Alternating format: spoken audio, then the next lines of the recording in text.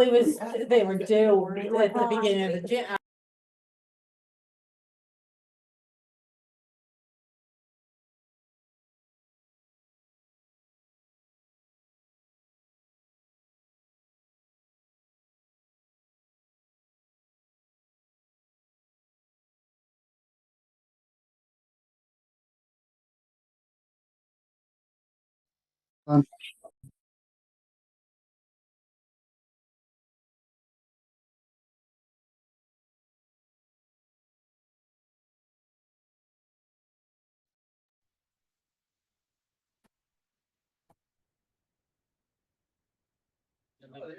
Yeah, there you go. Hey, congratulations. Thank you. Hi, Brian. Hello. I'm surprised you're not home doping.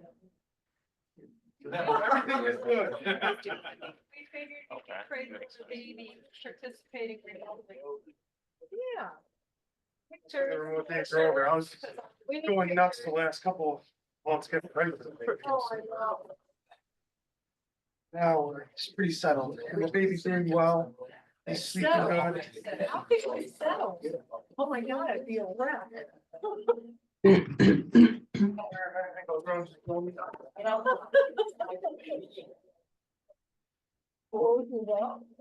Oh, okay, yeah, you're all right. So you have your brain. My goodness, that was something like something. It is. Wow, this is what they were thinking. Yeah. Yeah.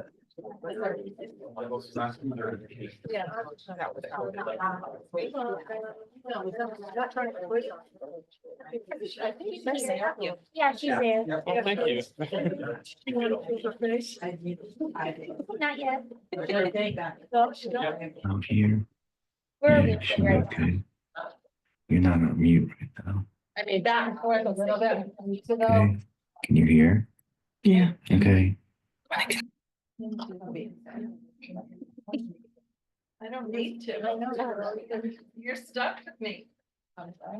You're stuck with me. This is Tim. No, I know. You're both. No, I'm just saying, yeah, I understand. Oh, I, for some reason, that's just.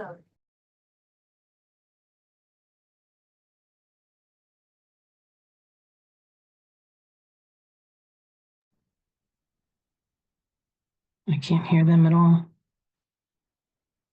She might have muted it.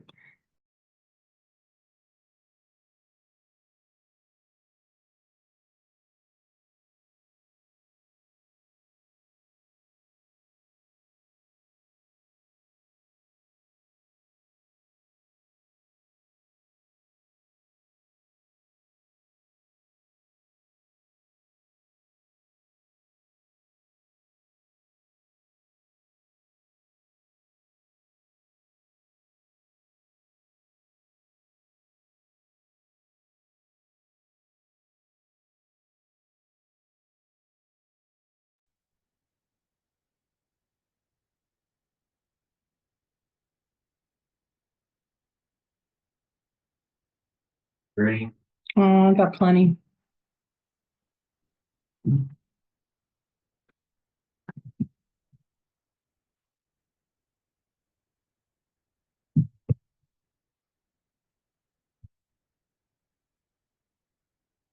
Long stuff barking, so just mute yourself, okay? Yep.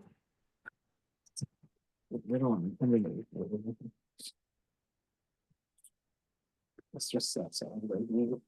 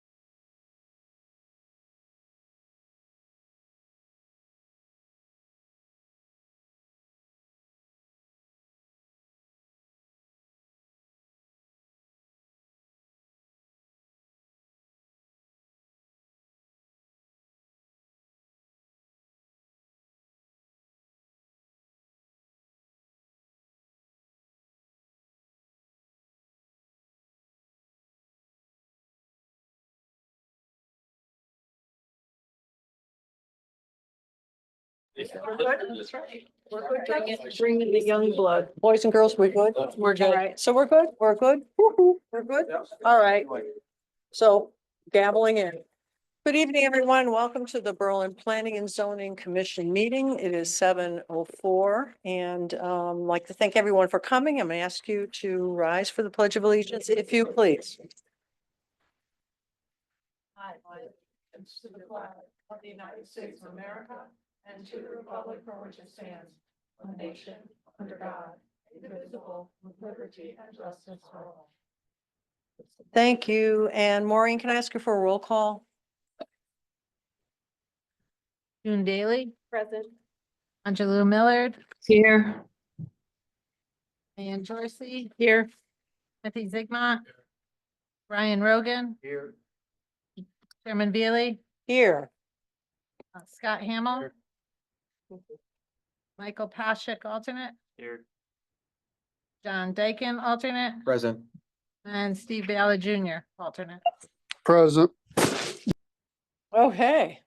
We, we have a full house. All righty. Thank you everyone for coming. And we're going to move on to the approval of the minutes for December 19th. Thank you. And- I got that too. Oh. We're good? All right. Any questions or corrections on the minutes for December 19th? I did not see any changes needed. I'll make a motion to approve. Motion to approve by Ms. Jorsey. Do we have a second? Second. Second by Mr. Zigmont. Further discussion? All those in favor? Aye. Those opposed? So moved. Okay, Commissioner Business. Commission comment on impossible scheduling of staff consultant proposal text amendments related to the Berlin Turnpike zones in Core Area 2 zoning as presented by FHI Studio. And suggested date for this is going to be February 20th. So I have an update. Yes, please. If you don't mind. So the request we had from the commission at the last meeting was you'd like to see it, the proposal after the discussions you had to direct us put together in a more clear way as to what you've decided on with the debate back and forth as far as what should be in the proposal and go to public hearing. So in your supplemental packet, you'll find this package from FHI. It's kind of takes those PowerPoints that you saw with the notes and puts it more clearly section by section as to what some of the changes are. We realized you wanted that opportunity to provide some editing. Again, reminding that the debate of some of the controversial, and I don't even want to say they're controversial, but the things people need more thought on can be done during the public hearing, maybe not eliminate them because we don't want the discussion for editing to become a public hearing on it or a discussion that would otherwise fit in the public hearing and deliberation.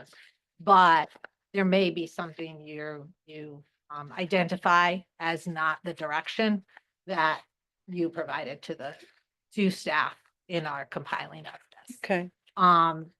The other thing I wanted to call to your attention was remember it's, as you think about edits or not, is that EDC, it really was the direction of the Economic Development Commission for the commercial zones that some of the recommendations came from as well. So not necessarily what commission may determine after public hearing, but they provided some of this input and wanted it in some of the things included.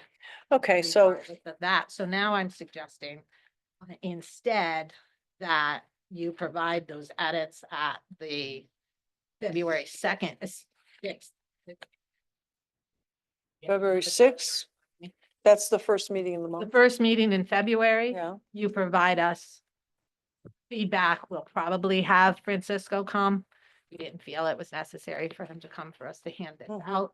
And then schedule of a public hearing, which then we wouldn't be able to have time to notice it for February 20th. So instead, anticipate the public hearing on March 6th. Okay, all right. So really, it's okay for us to take these packets home, review it at our own time. And then if we have concerns or whatever that we Bring want the edits addressed, to the Next meeting. we would bring that to the February 6th meeting. Mhm. And then these concerns would be raised at that point, but not technically the public hearing. They Right. would just be things that we would throw out Would for the other rather- commissioners You would to, rather the proposal be modified, yeah, Okay. because of the direction you've given us. all right. That seems fair enough. Rather than having a whole nother discussion. We've Okay. done that a number of times. Do Yeah. you want a motion for the March date? That would be fine and it won't be lost. But that would be great in case It'll there's a maybe snowstorm. keep us on something. track too. Yeah. Yeah, if that would be great. But we can possibly be done at the next. It has to be done by the 6th. Well, just the Correction concerns, notice. yes, in order for it to roll over to the, Now, in order to March. get it in the paper, the publishing, yes. we have to decide the date of the public hearing by the 6th in order for us to put the notice in the paper. Okay, but if we do the motion and the motion is for The March 20th for the public? March hearing? 6th. March 6th, okay. So it's February 6th for discussion, March 6th for public hearing. So moved.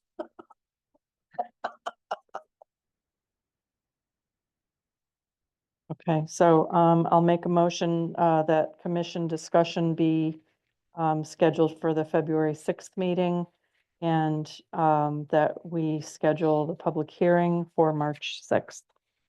Okay, we have a motion. Do we have a second? I'll second. Thank you, Mr. Rogan. Discussion? Yes, Mr. Zigma. Last meeting.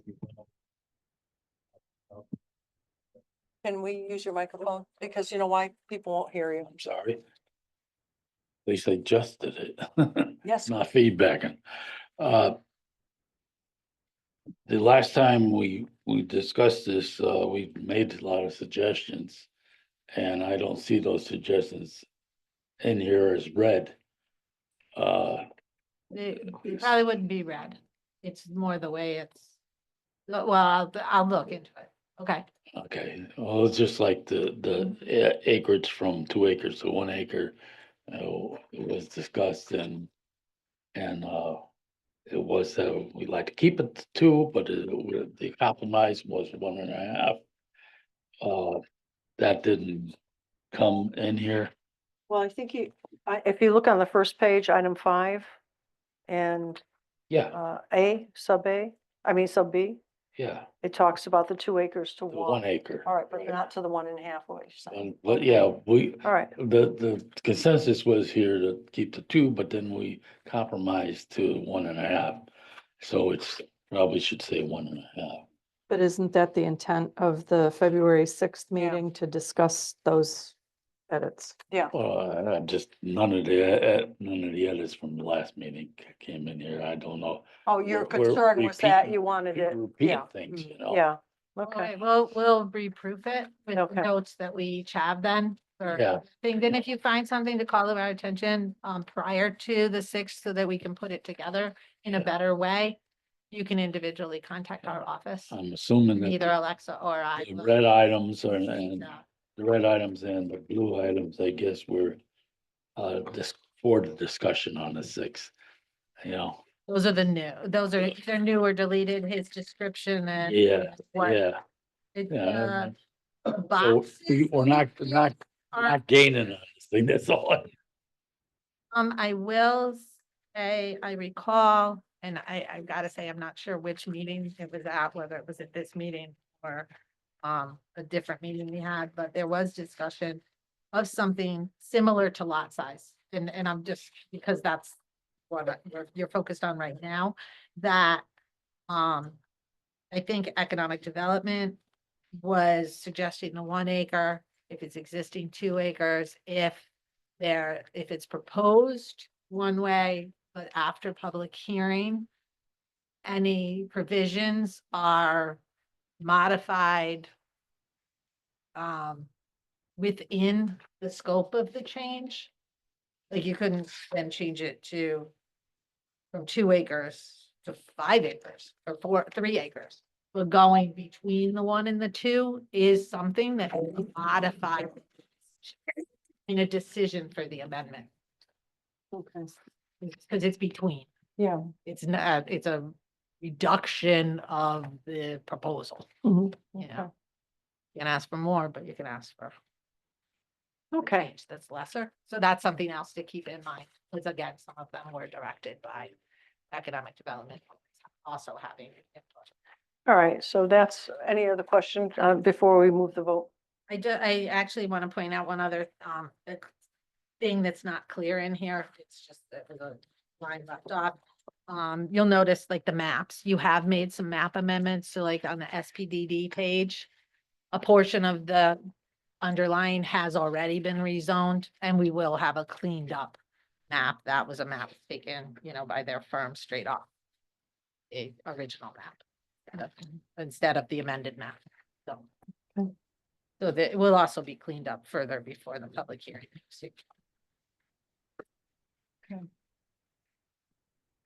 All right, so, we have the motion, we have a second, so further discussion? Excuse me, Joan? Yes, This is Andra. Andra. Yes, Just a question here. I know at the last meeting I brought up the building square.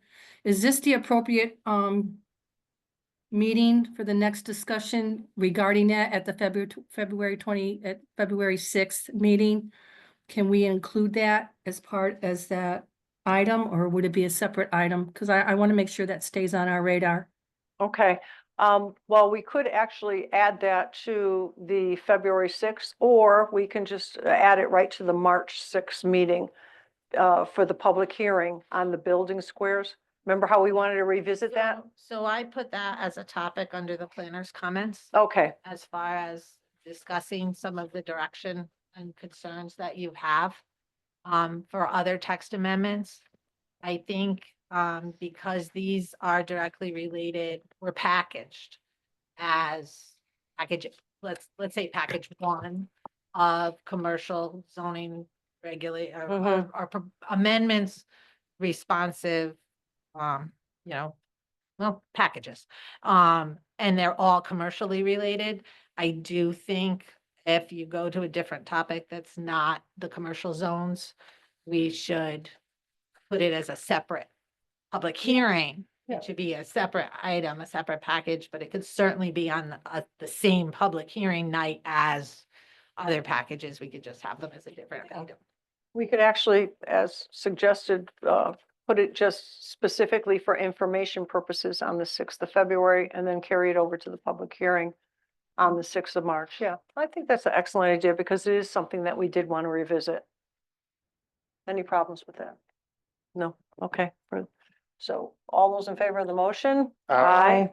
Those opposed? So moved. Thank you, Ms. Miller. Okay, so moving on to the site plan amendment application of Arnold Gans for modifications to approved reconstruction and additions at 1427 Berlin Turnpike. This is the property of MC Barber Shop LLC in the BT1 zone. Okay, do we have anyone here for this application? Oh, yes, hi. I'm fine. How about yourself? All right, why don't you come up to the podium and join us? This way we can, it's just for recording purposes, obviously. All right, we just need you to state your name and address for the record, if you please.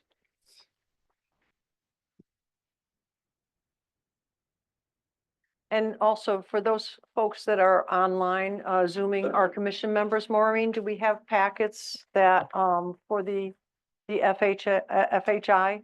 Do we have additional packets? Because I know you said it wasn't a supplemental. I Yeah, mean, I know I can get Andra hers. yeah, they should be up here. Okay, terrific. Yeah, I'll make sure I grab hers later on. I can get that to her. No, they weren't. We didn't put, I've been in and out sick for the last 2 weeks, so we didn't email Yeah. attachments. They weren't in a condition to All right. batch. Okay, I think we're ready for our applicant here. Hi, how are you doing tonight? How are you guys? Pretty good, pretty good. So tell me what's going on. How are you doing over at the MC Barber? I'm doing good. My name Yeah. is Mir Hansasunian, otherwise known as MC Barber. I own MC Barber Academy on Berlin Turnpike at 1427 Berlin Turnpike. We've been there for 4 years and we are happy to be there. We are doing very good, Okay, but it's time for us to expand, and we are trying to do that in phases. So I presented their drawings from my architect. And we would like to basically build an existing foundation that's already there that was taken down, I believe, is in 2016 or something like that. And the difference is that we are making it on 2 floors instead of one that was there before.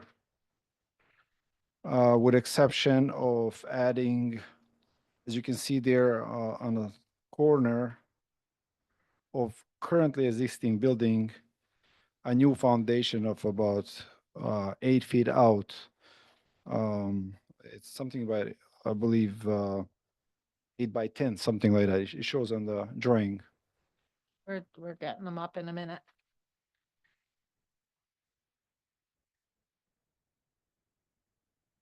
Now this will be done in 3 phases. The 2 phases will be on the existing slab, existing foundation, and the third phase eventually will be addition to the foundation. So you basically have there, I believe, let me see on this here, my architect, I believe it's just the first 2 phases. What you see there is not showing the third phase yet.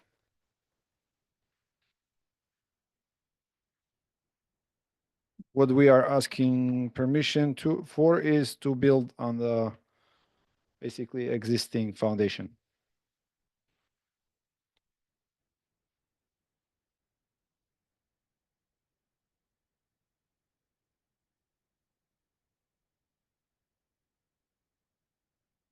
I apologize. I'm just trying to understand where where this addition is going to be, because you're saying you're building it on the existing foundation. I remember before you took over the business, it had been basically a tavern, a bar, and like a little bit of a dance hall in there, and then there was a fire. So there was part of the building that was burned down. And then at one point you had I want to say it was a trailer. It was a boxcar thing. Container, basically. So you had a container in the back. Yes, that's where we stored, because we don't currently have room. We don't have basement or any room to store. Oh, yeah, I understood that, but I'm just trying to figure out where we're going with this addition. I'm just trying to figure out, you said Addition is going basically on existing foundation, the part that was taken down. the part that was taken. The part that was taken down and was left as bituminous or just asphalt or whatever? It was just a slab there, Yeah, basically just the foundation and slab, that's all. okay. You said that you were going to be expanding it out by about 8 feet? Are you Yes, talking it's about? right next to the existing, I don't know if you can, Yeah, I'm trying to, basically, so I have the part here. I don't know if do you have this page? Can you put this page up for them, please? all right, I'll see if I can find it in here too. Hang on.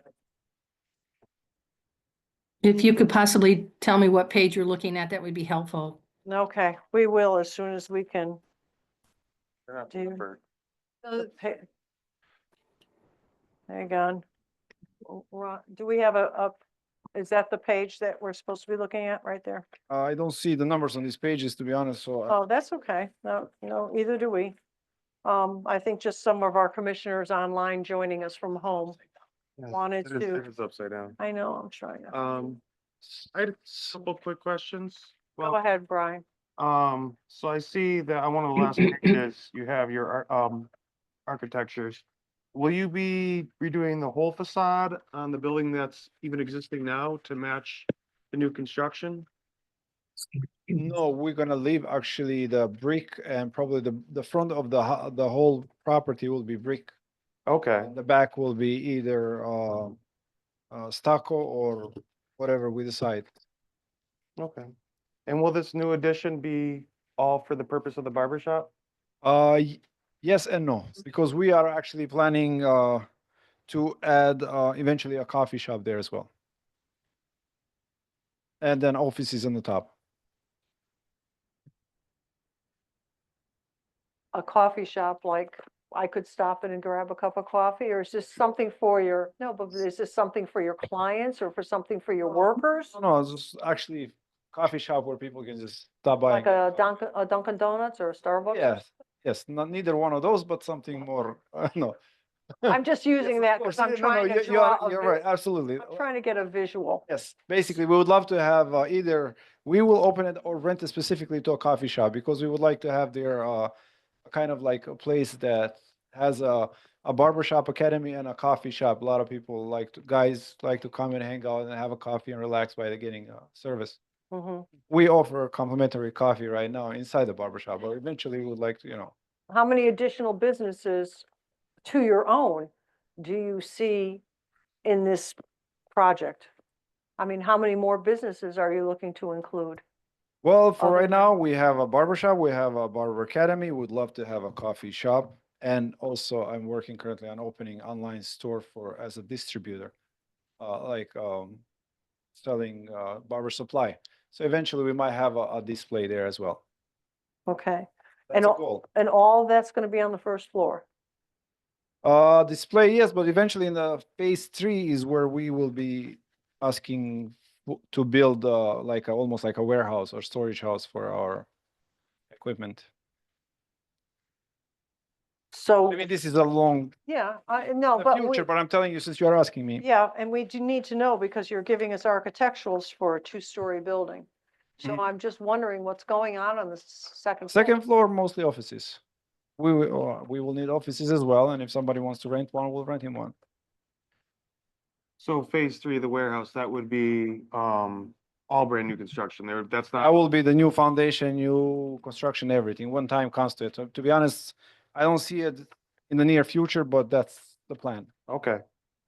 And Maureen, how would all this work with parking? As far as like what businesses occupy what and the warehouse and, So, we had no knowledge, so you may have noticed in the staff report that you did not get to page 2 of the site plan application. Page 2 of the site plan application gives us the narrative of what's going on in the building and what they're doing. We're supposed to get a description of the proposal. And that's also the page that we get a lot of the zoning data on. Now, one of the pages that the architect did provide has the zoning chart on the plan set, but some of that information is in conflict with the drawing as far as the labeling of spaces. One of the things that was not clear in the application set, although requested, was what the request is as far as approvals under this application versus a future application. And I understood at the time we talked to, I'm going to use your first name because it's Yeah. easier to say, Merhan, and his architect was that for the purposes of the application that we were scheduled for tonight is the first phase of the addition, which utilizes the footprint and, Alexa, can you kind of go down that little more corridory area just to point out to everybody the part we mean, because it's really hard to see the shading on your plans and on the ones online. But that phase 1 corridor and then the front addition, can you kind of, yeah, with this? Here, actually, I'll do it because I can do it from here. So from here, this is the existing building. And then he was approved for this footprint here That already exists. already. You've approved that footprint when the use was approved. And basically a roughly 1.5 story construction.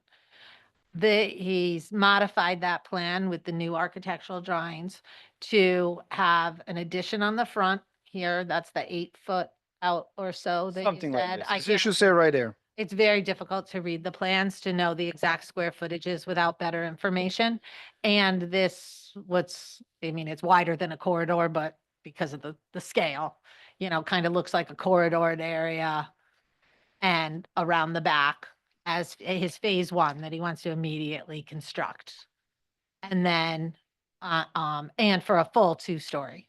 And then a phase two, which is also included as part of this approval, that really changes the previous approval to having the second story on this. So this footprint is existing without a building because it burned. So rebuilding on that footprint as approved, but with the modification for the second floor. And it's unclear the plans have conflicting information as to the use of that second floor. So I think at the very least, I think, in my opinion, the more information you gather tonight, that's better. That's the more the more we know. But I would suggest a decision not be made tonight until you have clear, in writing updates for the file and the decision. Did that answer the question you had? Oh, and then the phase three. And again, this was unclear because it is shown on some of the drawings, but phase three actually needing to come back for approval because we haven't done any data analysis on that at all. I was unaware of the warehouse component, online, that use component. So we haven't looked at that at all from the zoning or the other departments' perspectives. That would be a multiple use building, it's a different use category, so the building inspector may have I would expect updated comments from him as well, and drainage and whatnot, because you're adding to the footprint, so you may have comments from engineering on that third phase. Yeah, Tim, I know you're anxious for the Okay. question. I've seen a couple drawings here, but not great, but I have noticed that this phase two basically doesn't disturb the parking that was shown on the first plane. Okay. But it does have proposed shrubs and and flowers out front and 6 foot walk, whatever. But phase three would intrude into the parking lot. Okay, so one thing that we need on the plan is the parking that will be disturbed, and that we have the parking for 3 phases of building. I think there wasn't one more application in between here that we had switched the 2 buildings on the plan or something. The approval was on, when we first approved it was on phase 2, and then we found out it was supposed to be on existing building, and then it came back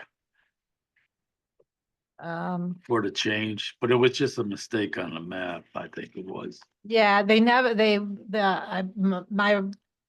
again, I wrote this, started the report some time ago, Yeah. as far as the history goes. So, but my recollection is that what through here is up through phase 2 did come back a second time, but phase 3 was always intended to come back or an additional approval. One of the conditions on the approval was that an updated site plan, because they had approval for different architecture, right? Or different total square footage, because that second story adds to square footage added to your parking requirement. Yeah. So the plan they got approved for the 1.5 story, did have as a condition of approval that an updated site plan with the new, updated data be provided at the time of building permit. I think that was because no site changes were required, because they weren't changing anything about the square footage that previously existed. So therefore, a zoning analysis, not terribly relevant. There were nonconformities that can stay that way because it existed. Once they're adding additional square footage on the second floor, and they had enough to accommodate that half story. Once you have the second floor, once you're doing other site changes and then the addition on the front of the building, albeit marginally sized, would require an updated site plan, clear and, certified site plan that shows the existing, the now proposed site plan conditions. And I think that should happen with the, well, it's up to the commission whether it happens before your decision or as remains a condition of decision. It should certainly be before, in my opinion, before permitting and before a phase 3 is even evaluated by the departments. Yeah, I'm just seeing these hand drawn or whatever they are, I don't know. Are different from page to page. And parking is different from page to page. One has the flowers and the flower bed and the sidewalk and shrubs. And the Well, we other did one ask.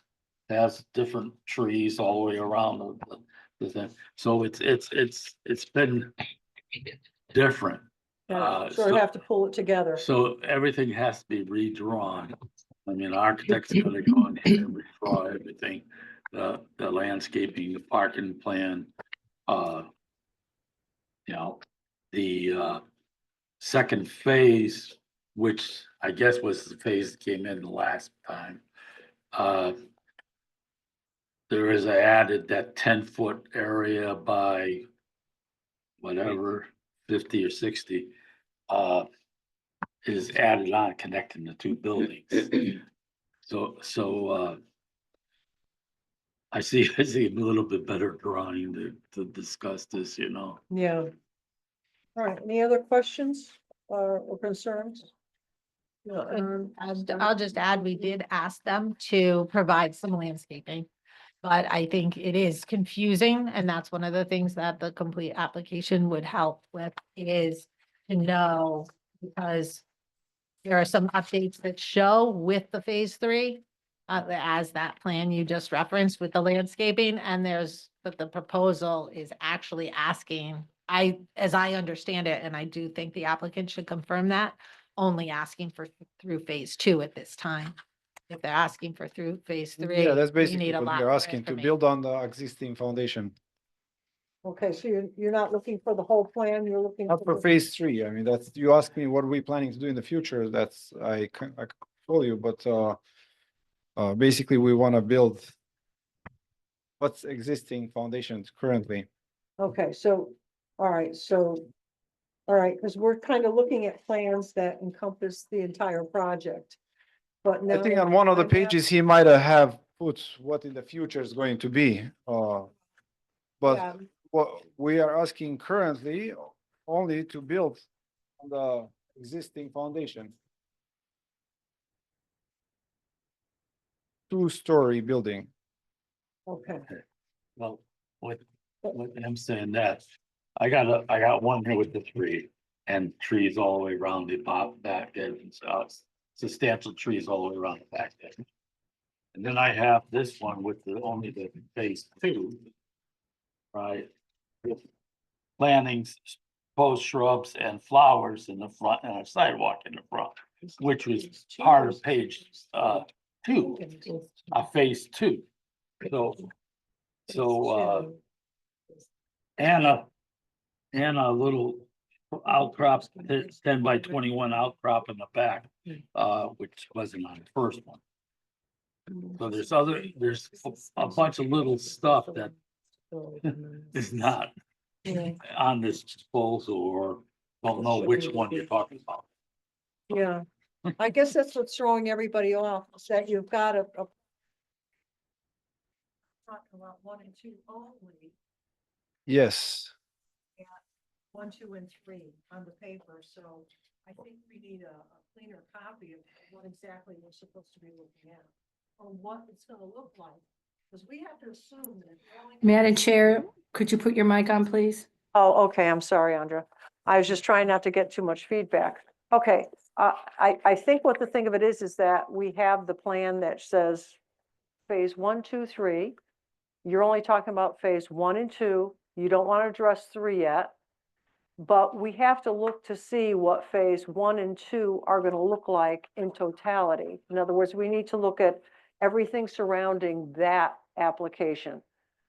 Because you're not coming to us for phase 3. You said that you want to put that aside and you're going to do that later. Yes, I mean, that's. for And you're- future, but, You're telling me you're going to build a 2-story, you're going to put a second level on the existing yes, that you have, yes, ma'am. and you're going to use that for office space. It's not going to be a living space. It's going to be office space. We thought about it too, but we found out this is not actually an area where you can do that. Yes, that's true, that you We- can't. yes, I'm that's just, why it was changed. We thought about like, okay, if we have a second floor, we might put apartments. But then we found out this is not mixed use. Yeah. Zoning, so we just say we're gonna use it for, offices. yeah. And how are you going to access so is your second floor, are you planning to have all separate suites or business suites up Store- there? It has stores, yes. I mean, Okay. it has stairs to go upstairs separately for each one. Is that an ADA? It doesn't have to be ADA compliant? Maureen? A second I floor, think they- especially if it's gonna be like accessible to the public, doesn't I it have? don't know, the building department would Okay, have to all right, comment that on would be another thing. Okay, Again, so- you pointed out that the problem is we have conflicting information on the plans, right? we do, And because, one sheet does say apartments on it and another says office. office supply area.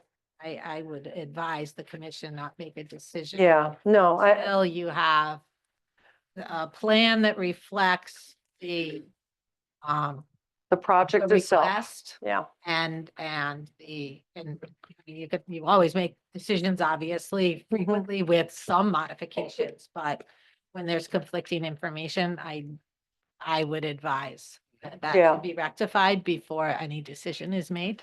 okay. Is there a way that you can get us a different set of plans? Are you understanding what Maureen is saying?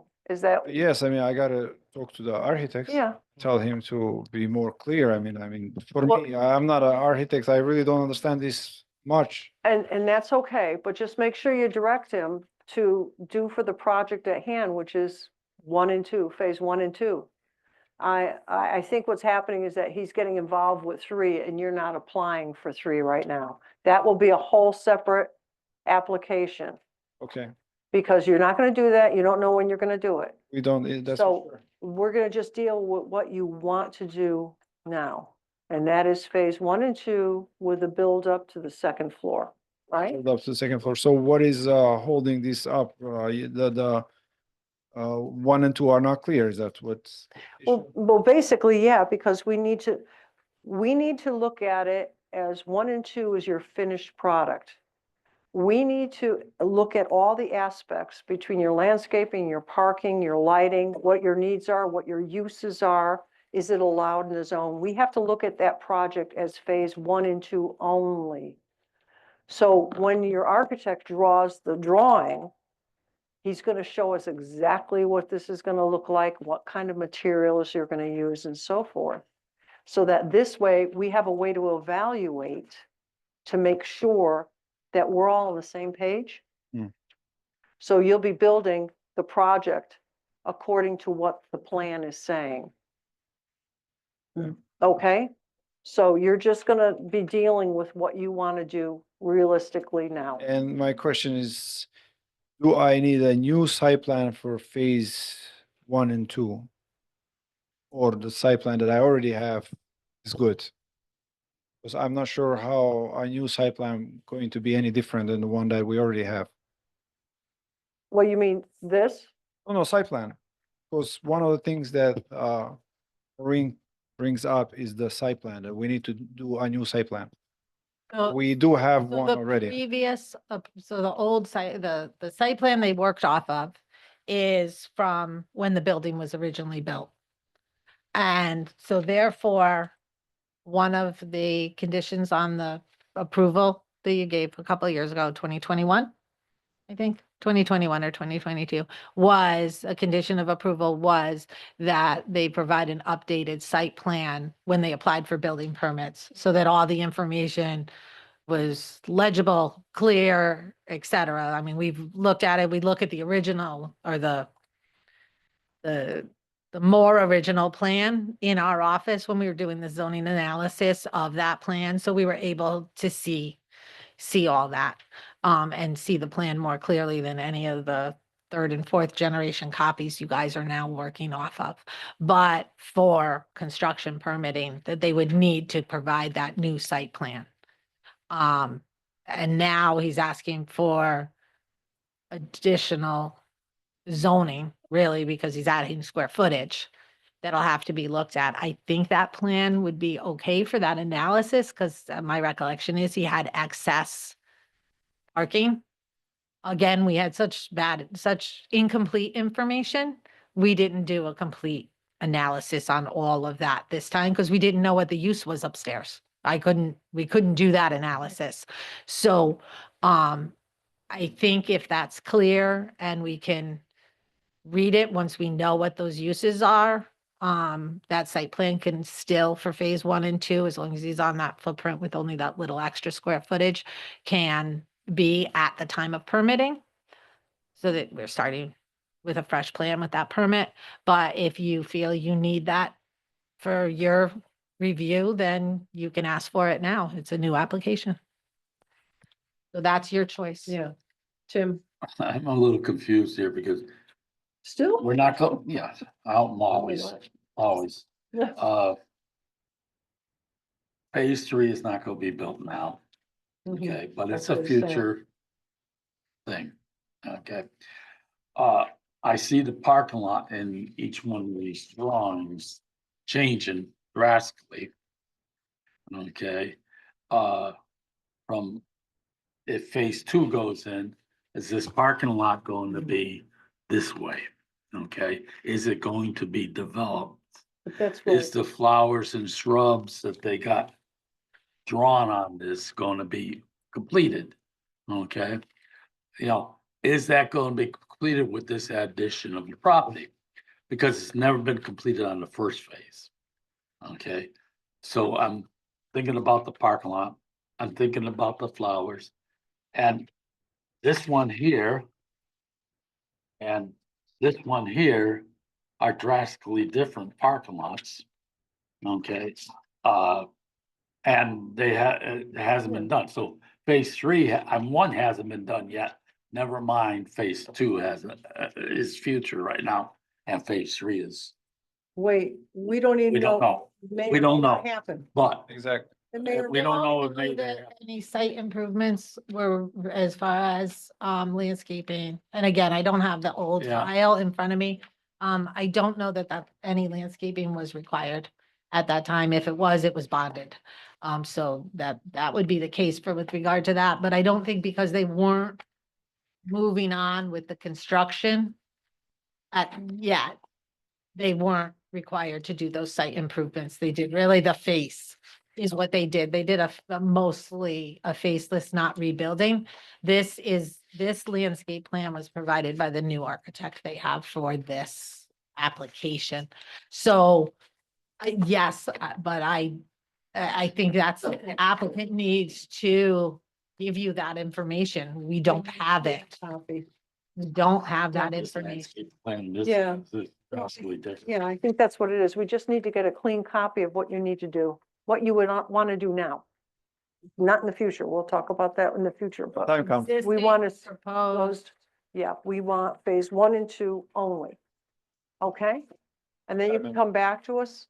Of course. Okay. So just one question I had, do I have to have a new site plan for phase 1 and 2? Or the one you currently have is good? I'd have to look and see what the one we currently have is. Is that valid? That site plan? Well, it's still an existing site plan. If he's not changing that, Well, it's the boundaries of the property.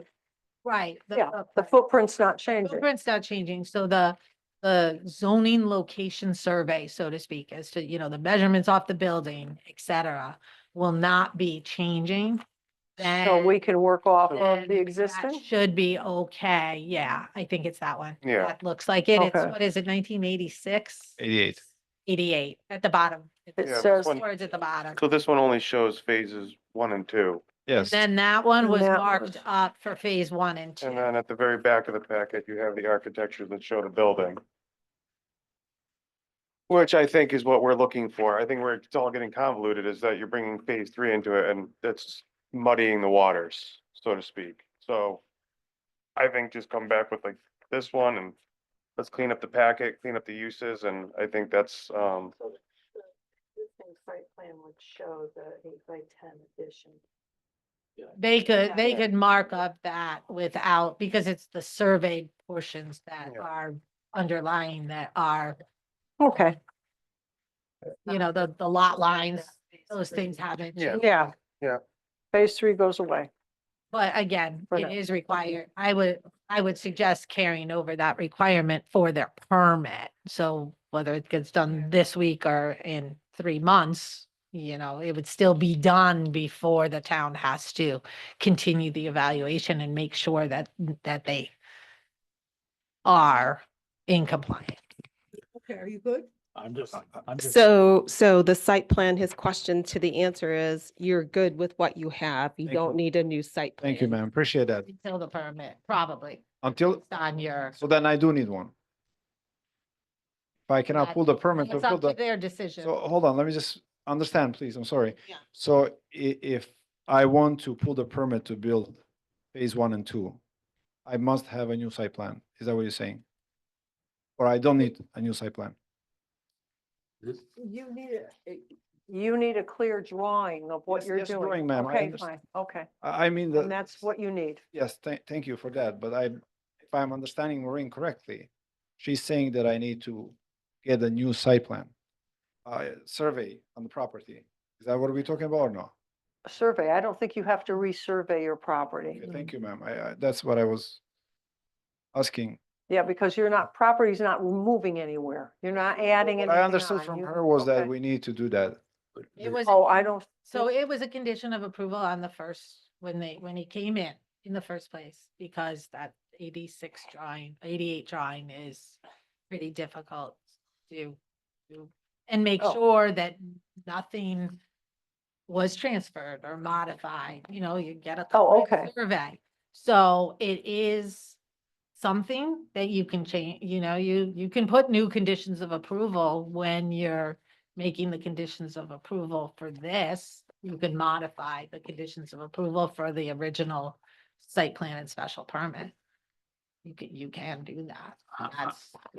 That's your discretion and your choice to make at the time of your decision. But he doesn't need to have a new survey done. Thank you, ma'am. He doesn't need to have a new land So survey. that's what that would be. That's If fine.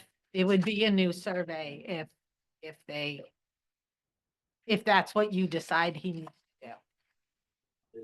This one here, the 88, right, or the one that's up there right on there.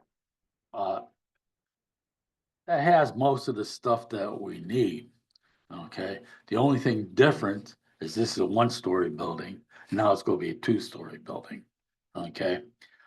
That's why it's back to us is more square footage, right? So, but what I wanna know is that this plan with the extra square footage, right, be built. That means site work's gotta be done, planning's gotta be done, and everything on this 1988 plan has to be done. Besides getting approval for the building going 2 stories. Cause this is same footprint, As modified by any approval that you give now. right? So in other words, May not be exactly You're the same trying- in the long You're run. trying to but assure lot. that the original approval has been met That's correct. before the second approval for the 2-story Two-story. building Right. is, okay, I The understand what only he's thing that saying. probably has to be added here, and Maureen's gonna say this, is that this is square footage is gonna change to double this one here, And that's because of the two-story. Yeah, because it's two-story. Which Okay, may or may not affect the parking layout and right. and Speak for yourself, requirements. Parking lot. and how the parking is, because I believe one of those one of the points of consideration at that time was they weren't changing anything or what they, basically, it was marginal really with the loft and common area that they had been proposing on the second floor. But they may have to make revisions to make the parking lot more compliant, with the Well, so the driveway widths. It's kind of at the time you reviewed that, it was really, and to be casual about it, paved land. It was paved land without Mhm. stripes, without, Yeah. that had long faded away. So they had proposed what would be reinstalled and without updates for the initial approval and modification. And that means So- parking has to go So, through today's. so I again, and I'm sorry, it finally clicked, a little portion of that question, so the survey itself.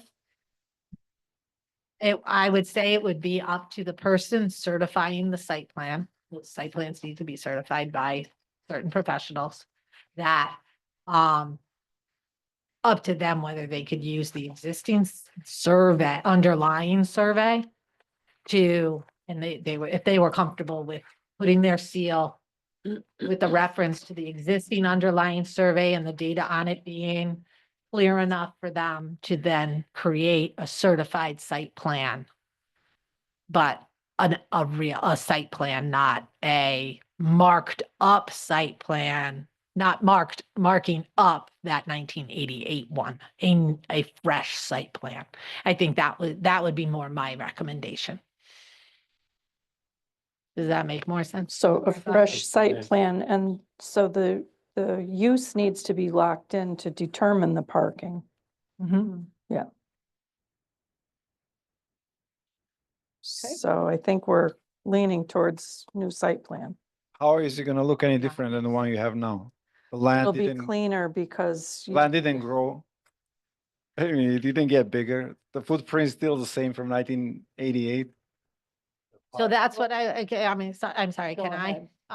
I think that's what I was just trying to clarify, that the underlying survey, the thing the surveyor does, that shows where the lot lines are, et cetera. If the person certifying the site plan, which doesn't have to be a licensed land surveyor, they can be an engineer, license. I'm not gonna remember all the people that can do it. I believe it's 3 different professionals that can do it. A licensed architect, et cetera. They have to be they have to be confident that they can use that underlying survey to prepare a new site plan. So it would be, instead of taking a print from 1988 and adding to it, they create the new site plan using that survey. Hmm. And your architect should understand that nuance, if that's, a technical nuance that you're not getting. Got it. I don't know, maybe one of the commission members could explain it better. I'm not sure.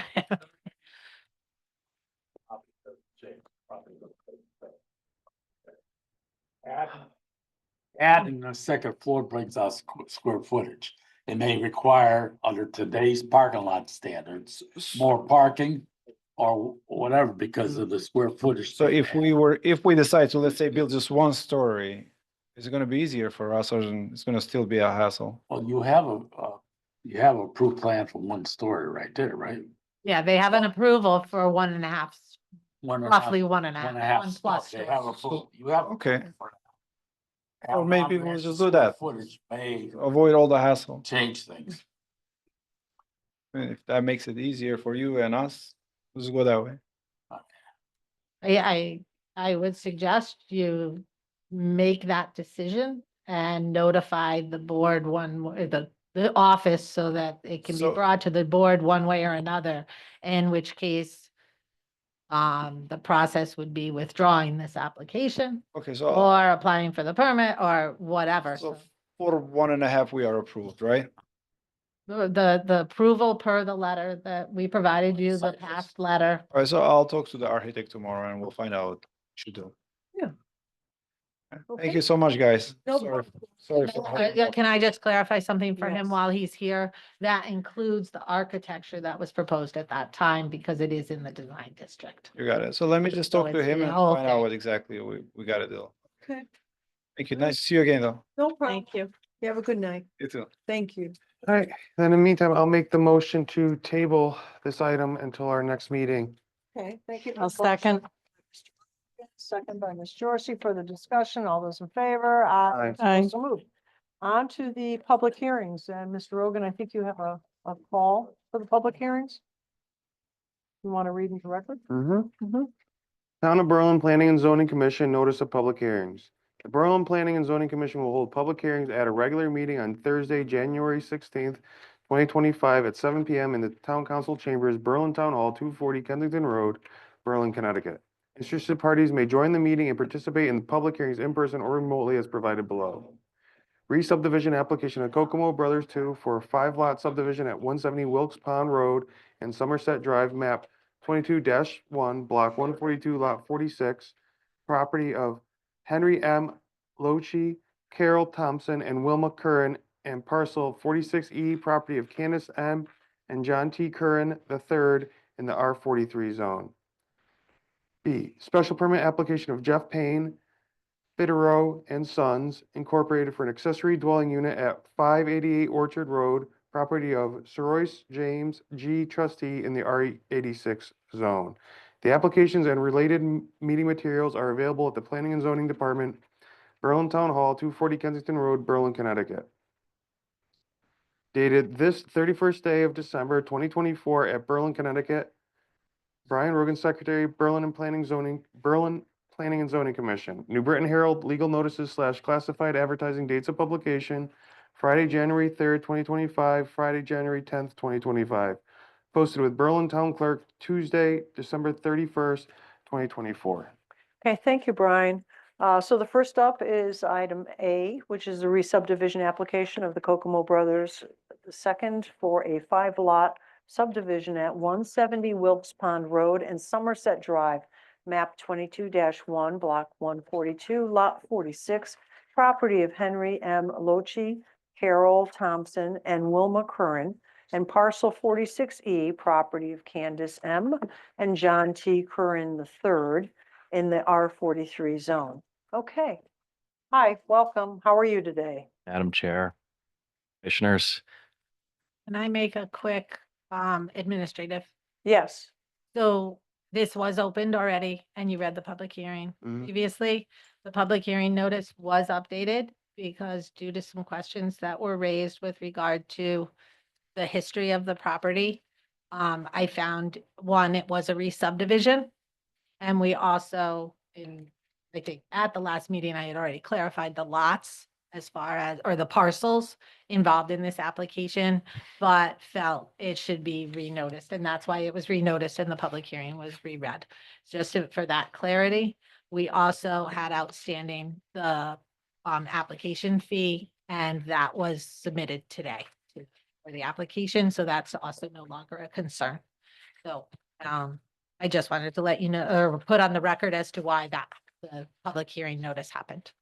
Okay. All right. Terrific. Okay. So, all right. Let's see if we can try to pick this up. All righty.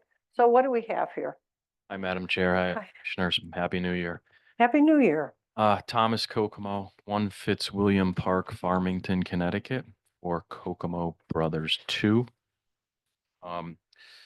So I appreciate you opening the meeting and then hearing from one of our employees last meeting. I couldn't make it, and neither could my engineer, and he still can't. He's very sick. Still can't make it.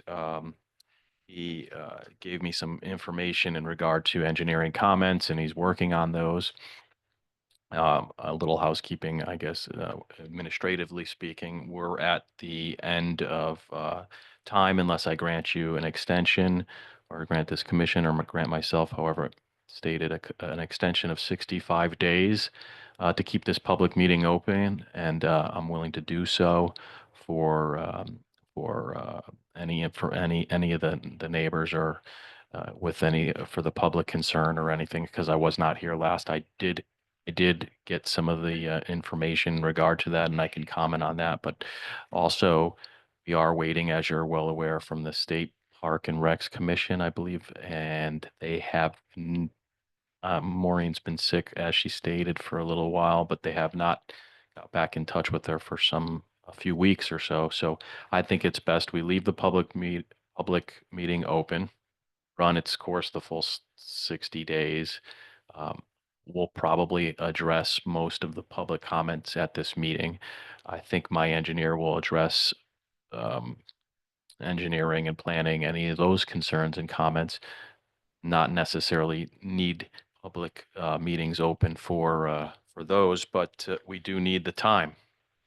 And if Maureen and I count it correctly, we have 65 days to keep it open, and then you have 65 days to make a decision.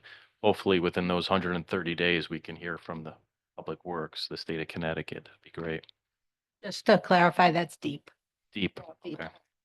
But in regard to the subdivision, quickly, some of the concerns I heard last week from the public, I was told that it was mostly positive, but public was concerned about safety.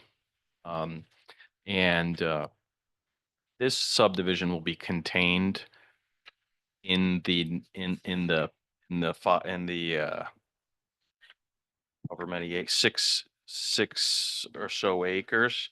And when we do bring in the roads, 8.46 acres, I'm sorry. But when we do bring in the infrastructure and the new road, typically construction process at the end of the evening, they block the construction entrance with heavy machinery and cones and things of that nature. So I've done quite a few subdivisions, knock on wood. We have never had an issue, but that is a concern. You try to keep children away from, you don't leave exposed holes. You don't do that for animals. You don't do it for children, especially. So every hole is dug and then backfilled that day.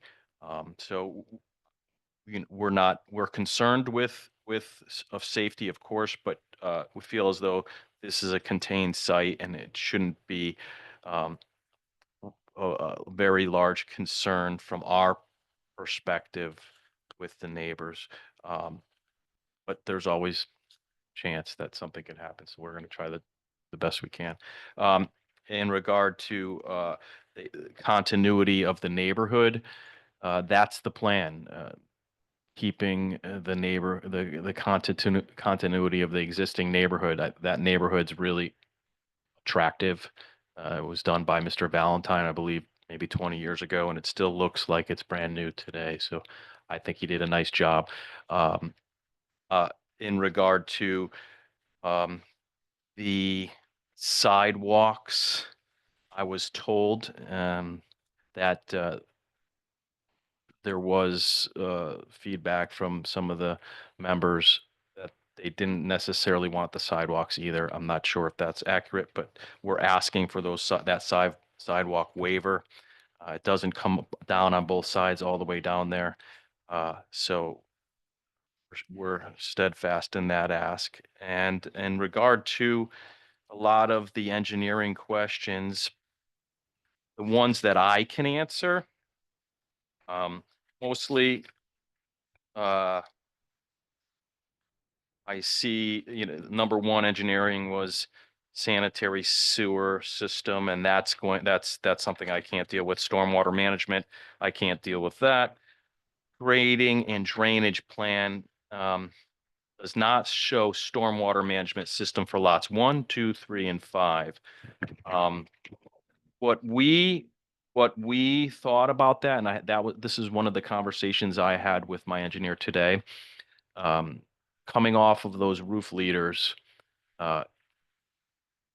you take those leaders off from the gutters and you contain the water and you put it into the ground. Engineering wants, Mike wants, some perk and pick tests done to know that the water can, the soil can contain the water. And if the soil's no good, then you would have to bring in an additional system. And what we're going to ask in regard to that is each house is going to be different. It's going to be a design build subdivision. One house may be 3,000 square feet. One house may be 2,500 square feet. Roof pitches are different. Impervious surfaces are different. Therefore, the load is different. So what we would encourage, Mike, is that we would do that on a per lot basis. I think it makes the most sense that way. So we, Miss Jorsey comes over and wants to buy a house and she says, I want a 5,000 square foot house. Well, of course, we're going to need more space for that. So we would dig the holes at that time. So that's one of the things that we're going to ask for on a like a plot plan basis. So we would just deal with engineering at that time. Slope bench, the proposed to the future town land on the west, for ongoing maintenance. More details we're going to design something, make sure it's stable and turn it over at that time. So it'll be stable and the town can take care of it. A lot of comments there were some drafting errors and things of that nature. There isn't anything that really stuck out to me or the engineer. A lot of drafting, a lot of sanitary sewer and stormwater management issues that he says easily can be resolved. Water control was all pretty standard. So a lot of the comments, in my opinion, you may think differently, is standard. So at this time, if we weren't up against it, I'd ask for the meeting to be closed. But because we're up against waiting for deep, we can keep it open. I can listen to any public comments, try to address them, and any comments that you may have, I'd be happy to address as well. Okay, terrific. Thank you. This is a public hearing, so is there anyone from the public who wishes to address the commission regarding this specific application? Now would be the time to address the commission. Would ask that you come to the podium, state your name and address for the record, and would like to hear you out. Is there anyone who would like to talk? No? Okay. All right. Also, going to online to Zoom land, is there anyone out there who wishes to address the commission regarding this application? Concerns? None. Commission, any questions at this point? Maureen, do you have anything? So I just wanted to address, and it's in the background now, on the staff report, is Commissioner Zigmont raised a number of questions with regard to the boundaries of the property, the boundaries of Sage Park, et cetera. And I think you can probably, well, I can explain, or you can read it in the staff report, but basically it does appear that except for those modifications to this lot to the east, which is at Somerset Drive and across to Canterbury, that's the only place this parcel was involved with regard to changes to the parent parcel. This appears to be, without doing a deed search, as far as my searching, seems to this border substantially matching, except for those modifications that were made for other purposes, not for the purposes of subdivisions, matching the line that I think it was Mr. Sage that had Sage Park, or I think that was the name. But the original parcel that was dedicated to the town. So, those concerns about open space being added along that border to the town parcel already don't appear to be, with this application. That was to be deeded to the town was on the Raspberry. And Raspberry. You have to use your Yeah. microphone, I I'm got it. sorry. It's on, Okay. I It's can on picture that Raspberry. onto any others. it's on Raspberry. Okay, so it was not on on this side, yeah. Yeah, that's my question. Was. Maureen, what's the current length of the road before the extension? Of Wilkes Pond Well, Road, I guess, yeah, is that what he's building? Because I'm just trying to read what, because Tom, you're proposing to you're proposing to extend Wilkes Pond Road? That's correct.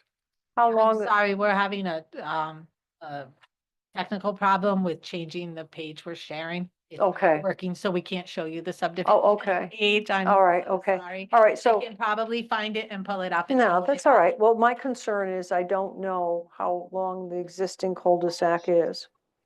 And then to add this road onto that existing cul-de-sac, it may make it an illegal road. Or illegal, you may go over what you're allowed to go over as far as the length of a cul-de-sac. Because I believe that there is a regulation as how long a cul-de-sac can be. Right.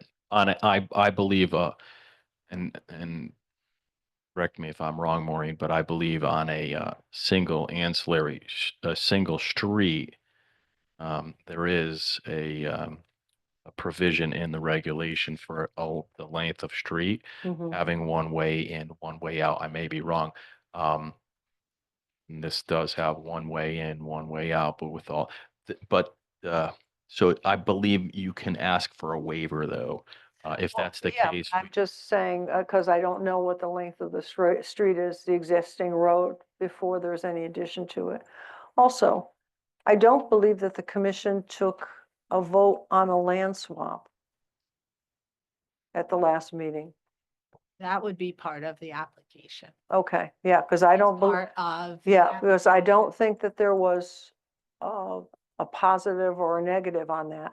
So here's my question. If the motion to do the land swap fails, what would your alternate be? There is no alternate. So, to clarify, there's no cul-de-sac at the end of that street. It's a dead end and the driveway's there and they have a right by prescriptive easement. Maureen again may defer, you think not. The Their council has told me that on town land that isn't. doesn't work. doesn't- Okay. It's not, There's it a just lawyer doesn't over there, happen. yeah. Yeah. Yeah. It's Well, municipal land, so adverse possession does not apply to municipal property or state property. okay. Well, there goes that. That was their counsel, not me or mine. But in any event, the existing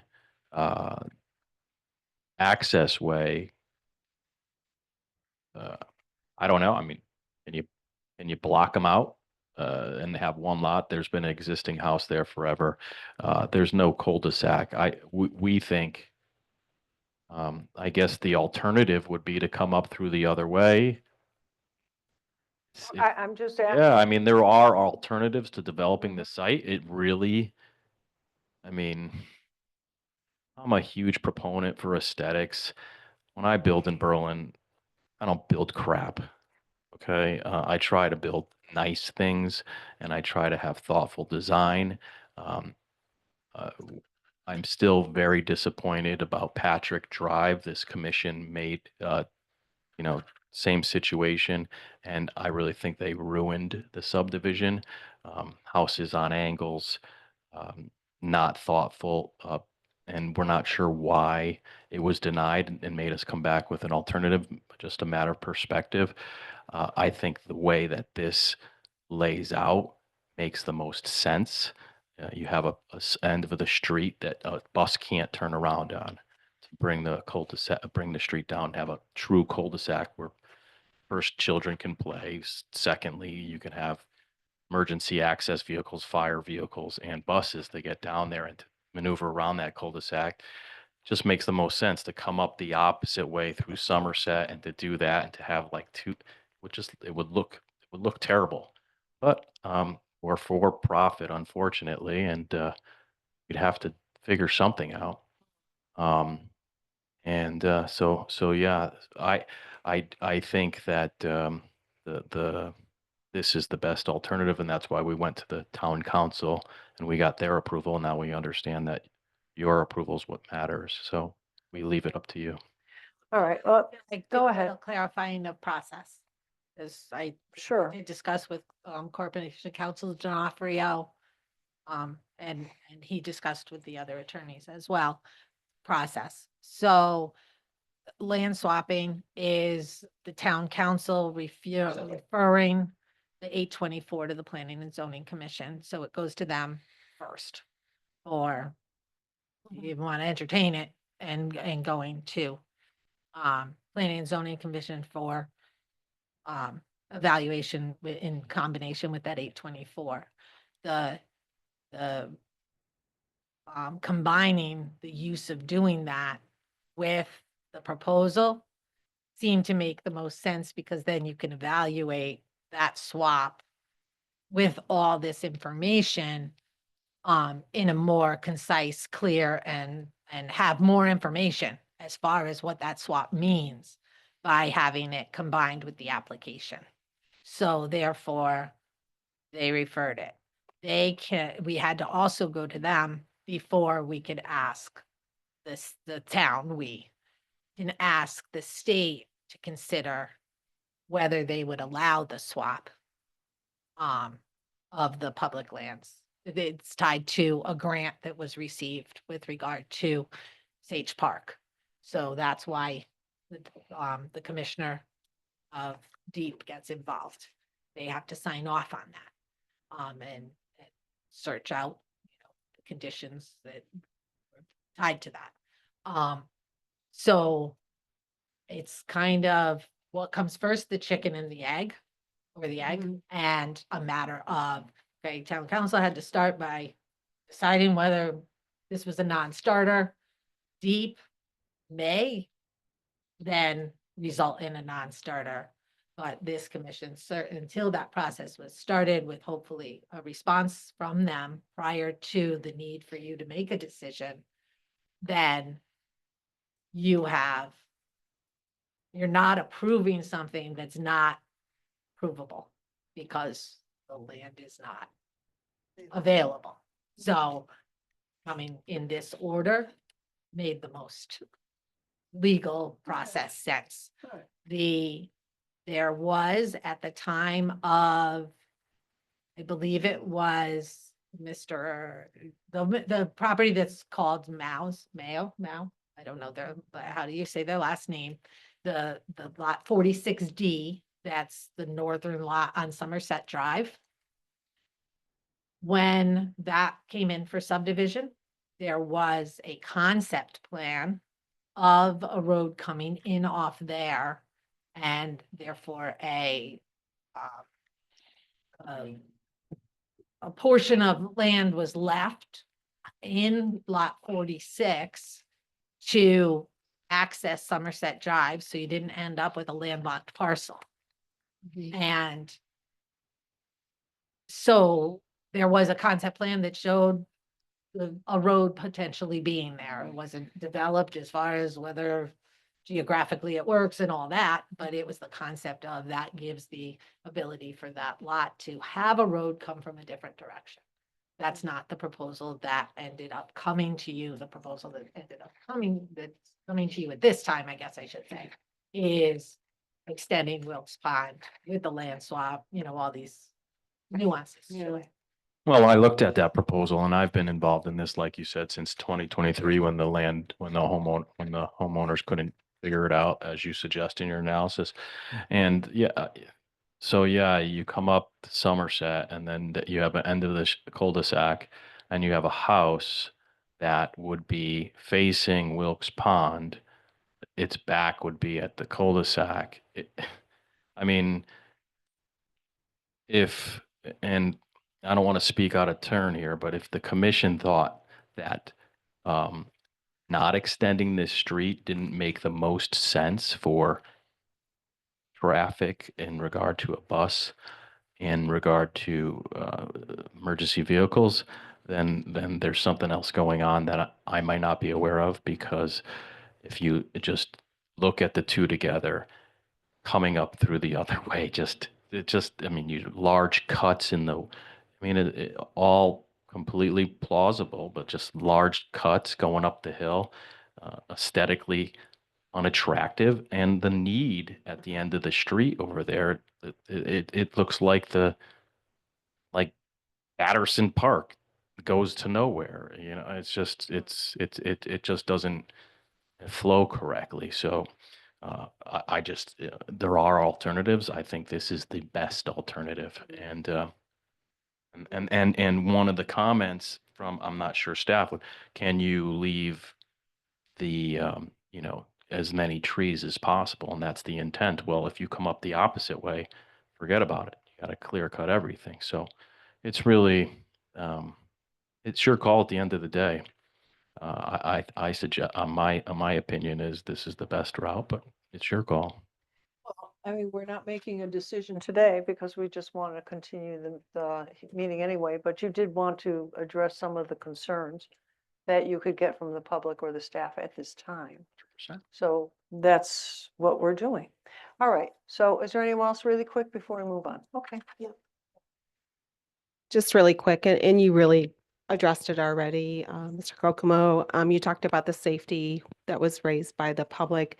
And I think one of the comments that they were most concerned about is it's a walking path at the beginning of your construction zone.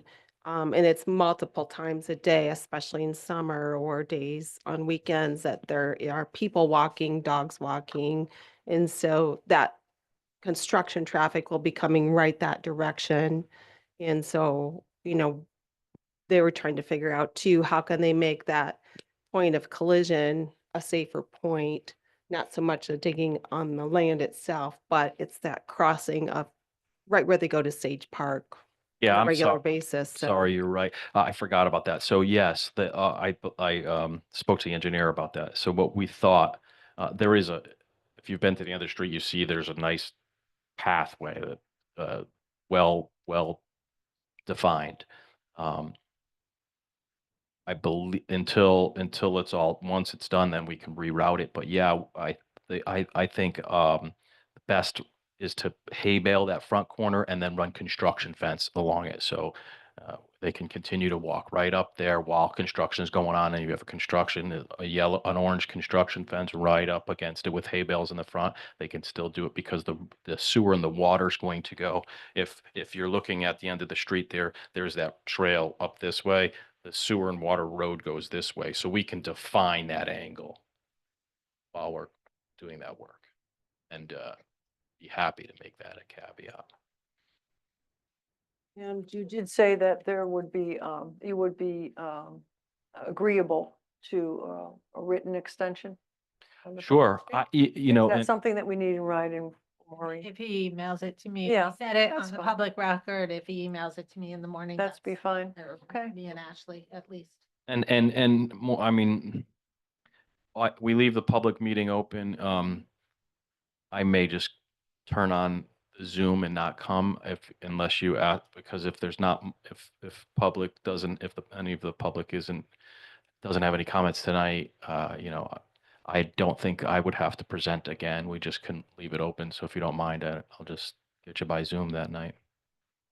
I would just make the comment that given the engineering drawings, the needing to hear back from DEP, you may just want to continue it, skip one meeting and continue it to February.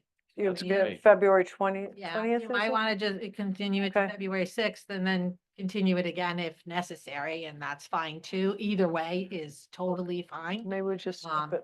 Skip I it. appreciate it. I mean, it's better for me. I mean, you guys aren't paid. I mean, Yeah, It gives everybody a clearer sense of the timeline and gives Okay. engineering time to. yeah, look at Tim. things. Just He really brought it up and I brought it up the last meeting.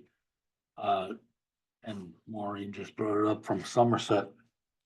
That plan came to us a long time ago when they left that road area on that plan. I don't know, because I know the topo is a little steep there. But you would eliminate by coming in by Somerset, you eliminate this land swap. You eliminate the DEP thing, okay? And, the road was alongside the southern line of that lot Somerset. And I don't know if the topo would be better on the northern line of it or whatever. But I would like to see concept, little drawing of, that might be a smaller dead end. When you had the concern about the length of the dead end, it might be a smaller dead end, or it might even be, instead of a bubble, a hammerhead or something like that. Uh, you know, but coming off of Somerset, because I remember that plan, and then it's Yeah. it's foggy in one side Yeah. of my brain. Yeah. But I don't know if that is less cost because it's shorter. Hmm. Do that, uh, you know, and we've Yeah, done common driveways into the back too, you know, so it could maybe a common driveway off for two lots. And I don't know, because there's a lot of land, there's 8.46 acres of land. So I think some kind of design coming off of Somerset. Uh, I mean, I'd be happy to do it for you, and you're right, it is less infrastructure, less cost. I just, again, I mean, that's my opinion, and in regard to the land swap, we'd have to go that way if DEP if DEP says no, then this is all moot, right? It's all for naught. We're hoping because we're going to give you, I don't know if it's 5 times, and it then, Sage Park gets a little larger. But in regard to the land swap, um, so I mean, I'll probably, I can, if you give me till skip the next, and I could bring a concept as well for you to look at. it just might be another option, and I would like, because of this land and seeing other things, signs on it, Yeah. that I would see if maybe it's Okay. it's Yeah. a swap might be a benefit to you, because Yeah. shorter in the structure. Okay. Well, Scott has I have a Question. question for you. How often do people, I mean, since this is the first time that this has come to me as a commissioner, but how often do people come to you with a land swap? Like, is it a common thing? So what I'm trying to get at is if we allow this land swap with Mr. Kokomo, does this open up a bigger can of worms for other developers? If we're in the same situation? I don't recall having the I'm just asking because, I don't know that we haven't had that question, Uh-huh. I don't even know how many questions a week. yeah, no, I understand. But no, it's uncommon. Okay. And it is also reasonably uncommon. I didn't survey the whole town, but that you have a property that has to cross a park to get to the To this- existing house. So no, I don't, but I do think that any decision with regard to the land swap has that with your decision, concerns and recommendations for the final approval by the town council to actually, the land conveyances have to be authorized by town council.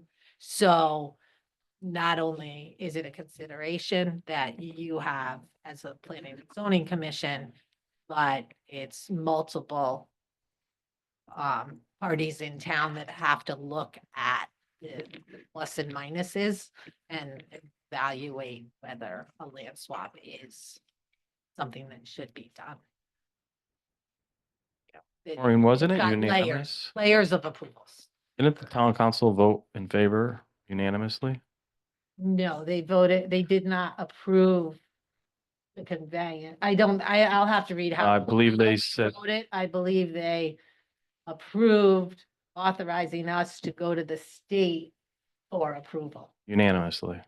Yeah, and it will, but again, they can't approve the, They can't approve it. unless. Oh, they can't approve it, but they, Unless the commission fails to provide the 824, and again, a lawyer in the room might correct me, but unless they fail to approve the 820, you fail to make a decision on the 824 in a certain period of time, they can't make their decision until after that. Yeah. You know, and that's when they actually decide whether or not it's okay. So if they have additional concerns are raised during the whole process, maybe deep puts a condition on it, maybe the planning and zoning condition puts a condition, or Yeah. or raises a concern that wasn't previously raised. Okay. That was to ask permission to go to the state to make the request, and they felt it was a reasonable request to start the vetting process. right, I mean, if, I'll call it a vetting process. well, I mean, they could have, they had the opportunity to say, you know what, it's just too much going on here, Tom. No, we're not gonna send it away. Come up with an alternative. I mean, I- that's the reality. I will. That is the say, reality. Prior to bringing it to town council, we did also bring it to the Conservation Commission for comments, even though the park is park, not conservation land, but, you know, spaces. And to the Parks and Rec Commission and the Park and Rec Director. So, you know, they had that information and what they saw as far as vetting the parcels. It was walked by the Parks and Rec Director and staff and facilities. Well, here's the deal. Grounds. Why don't you guys just play it straight with me? If you don't like it, we don't need to go through the drill 65 more days and fool around. Play it straight. Tell me where you want to go. Do you want an alternative? Because if you think there's too much hair or too much meat on that bone or whatever it is, to go ahead and wait for DEP because it's unprecedented, or if you feel as though you like the street just ending, or you feel as though you would like it the other way, because why don't you just play it straight and let me know? Because I don't want to fool around. I mean, we're here. You can talk it out. Let's talk, because I can develop the property the other way. It's entirely up to this commission. I thought that this would be, we thought planning, zoning, I mean, not planning and zoning, planners and engineers thought this was the best approach. They get out of the car, they walk around, but it's really, I mean, it's your call. So if you think there's that we're going to wait 65 days and you're going to say, nah, I don't like it, I like the other one better, or I just don't like it because you're an asshole, Tom, or whatever you might say, let's just play straight. I mean, I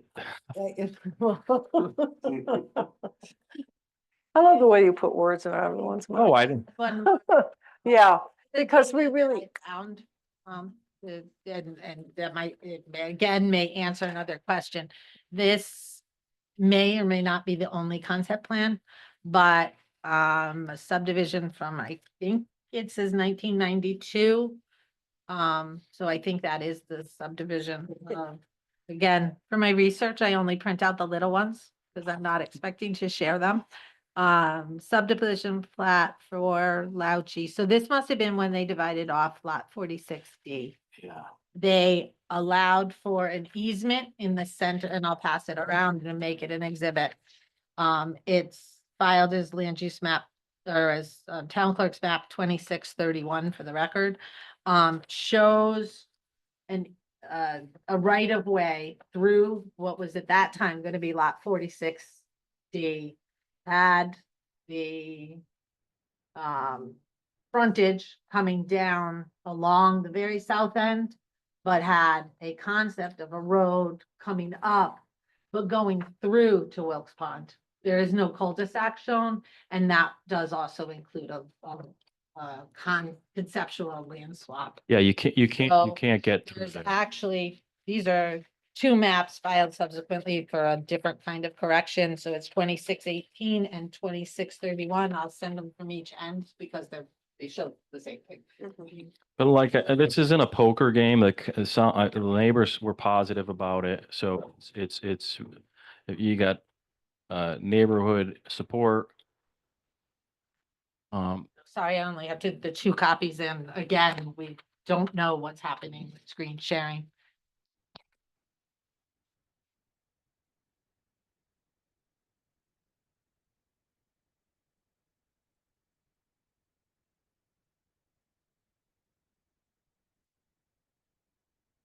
Would that be the right time period? Mr.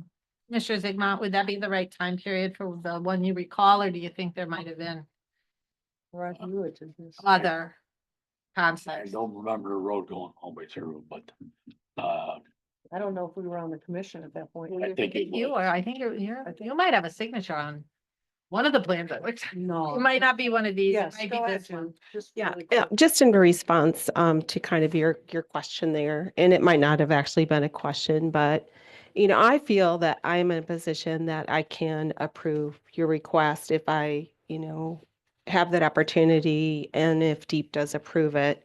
So I think that we as a panel need to be able to explore the different avenues because it is unusual. It is a request to do a land swap. It does involve a state park or state property that was gifted or whatever the grant was. So, I appreciate your concern and saying if it's an all no, let me know now. But I think that we should be able as a commission to explore both opportunities of land grant or maybe without a land grant. But I think that opportunity is still there for you in my position. Okay. So it's not a no. Mhm. Okay. Put a W. Well, we are gonna be going into, we're basically gonna not be making a decision on this evening, only because we're not in a position to, we have a couple of questions that are out there yet for the planner. And so you have granted us an extension. We're looking to go to the extension to the 20th of February, I believe. 6th or 20, what is this, well, we gonna skip one or we're gonna, We talked about continuing to the 6th. okay, Yeah, I said either way, yeah. okay. It's Yeah, up to If whatever. you're not ready, if we don't have enough information of the 6th, we'll continue it again for the Okay. 20th. Given the extension he's given, I guess it's substantially dependent upon not only the information you've asked for, but his engineer being being healthy again Okay. to respond. Okay, so I will make a motion to continue the public hearing to February 6th, Okay, we have a 2025. motion by Ms. Jorsey. Do we have a second? Second. Second by Mr. Zigma. Further discussion. All those in favor? Aye. Those opposed? Okay, thank you, Andrea. Good night, Tom. All right, special permit application of Jeff Payne, Fiderio and Sons for an accessory dwelling unit at 588 Orchard Road, property of Rose James G. Trustee in the R46 zone. 86. Okay, R 86 zone, excuse me, 86. Oh, my pleasure. I had nothing going on tonight. I'm glad to join you. Hopefully this will go a little bit faster for you guys and take a deep breath. My name is Jeff Payne. I'm a project manager for Fiderio is the way you pronounce that, just so you know. Scott also with Fiderio. He's a salesman who's been working hard on this. Our customer, Sue and Jim Sorois are here. And pretty much what we've proposed, we came at this several months ago, with a different set of plans and found out that we were outside of all your regulations. And so we came back to the drawing board and we've submitted a set of plans now that we believe is inside of all the guidelines and regulations of planning and zoning. The only hiccup that we have encountered, and I tried to rectify that before coming here, is that the health department wants to dig and get soil samples for a reserved area for the septic field if it should fail. We have an operating septic system now. There's a 1250 tank. It will support 4 bedrooms. We only have 3. We're not increasing any bedroom size. That has been revamped and running perfectly. However, Kristen, I believe it was at Health, wanted to dig some holes. I specifically asked her if I can dig the holes tomorrow. Are you available? She's not available till the beginning of this week. Everybody's understaffed. So I guess what I'm asking and looking at this, there are some staff comments that they have put on here. I believe we've met every single one of those, except for that first one of test soil samples from the health department. So I don't know, I haven't heard anything from your butters and the letters that we've sent out. I don't know if Wayne might have something. I don't know. If anybody's online.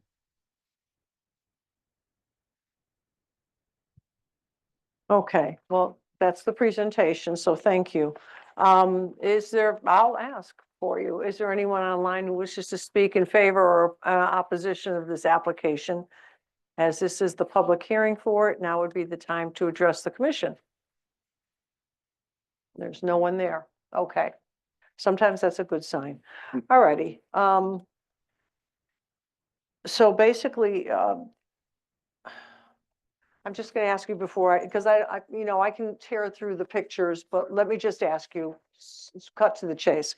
So are you going to be adding on to the structure, or are you just going to be building up the structure? In other words, that you're going to be going over the garage, or? Well, there's actually two things that are going on. With Yes. the Existing garage, Yes. the house, we're gonna put a 4-foot extension onto that garage. Okay. Then by eliminating that garage, we're gonna build another 2-car garage on the same site, down a little bit from the driveway.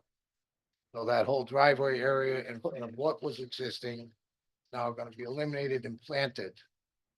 And addition, small addition, which we're again inside of the guidelines for. Yes. So the elevation of the house would be exactly the same ridge line that we have, Mm-hmm. just extending a little 4-foot. Okay, so your addition, basically, the accessory dwelling will be a 1-story? Okay, all right. So to clarify, the accessory dwelling unit is a conversion of the existing garage. Yes, exactly. So you're gonna redo the garage and then add the garage. So you're gonna push the garage and utilize the space from the old garage, so you have easy access to the main house. Now, the accessory dwelling will have a common area with the rest of the house. In other words, is it just basically set up as maybe a small kitchenette? Is it set up as a small bedroom, bathroom, but maybe the living space is shared with the main house, or is it completely all separate? If you turn to page 4, Mhm. it is a unit 2 dwelling, but it is attached to the existing dwelling Okay, by a hallway. Back to that area. okay, Page 4, maybe there's an updated page 4. Yeah. And I'm not sure, I think it ended up in the supplemental package. I don't think we had it in time. oh. So it's just a loose, it looks like this. Mhm. And that shows the stated floor plan responsive to a comment of, comments of the building department, and health district. We think, again, if code wise, it doesn't, something isn't met in the configuration in some way. Not the configuration, but those details, then that would be in the building permit process. As long as they don't change any of the criteria for an accessory dwelling unit, which is the less than 700 square feet, conversion of existing space, except for a small addition.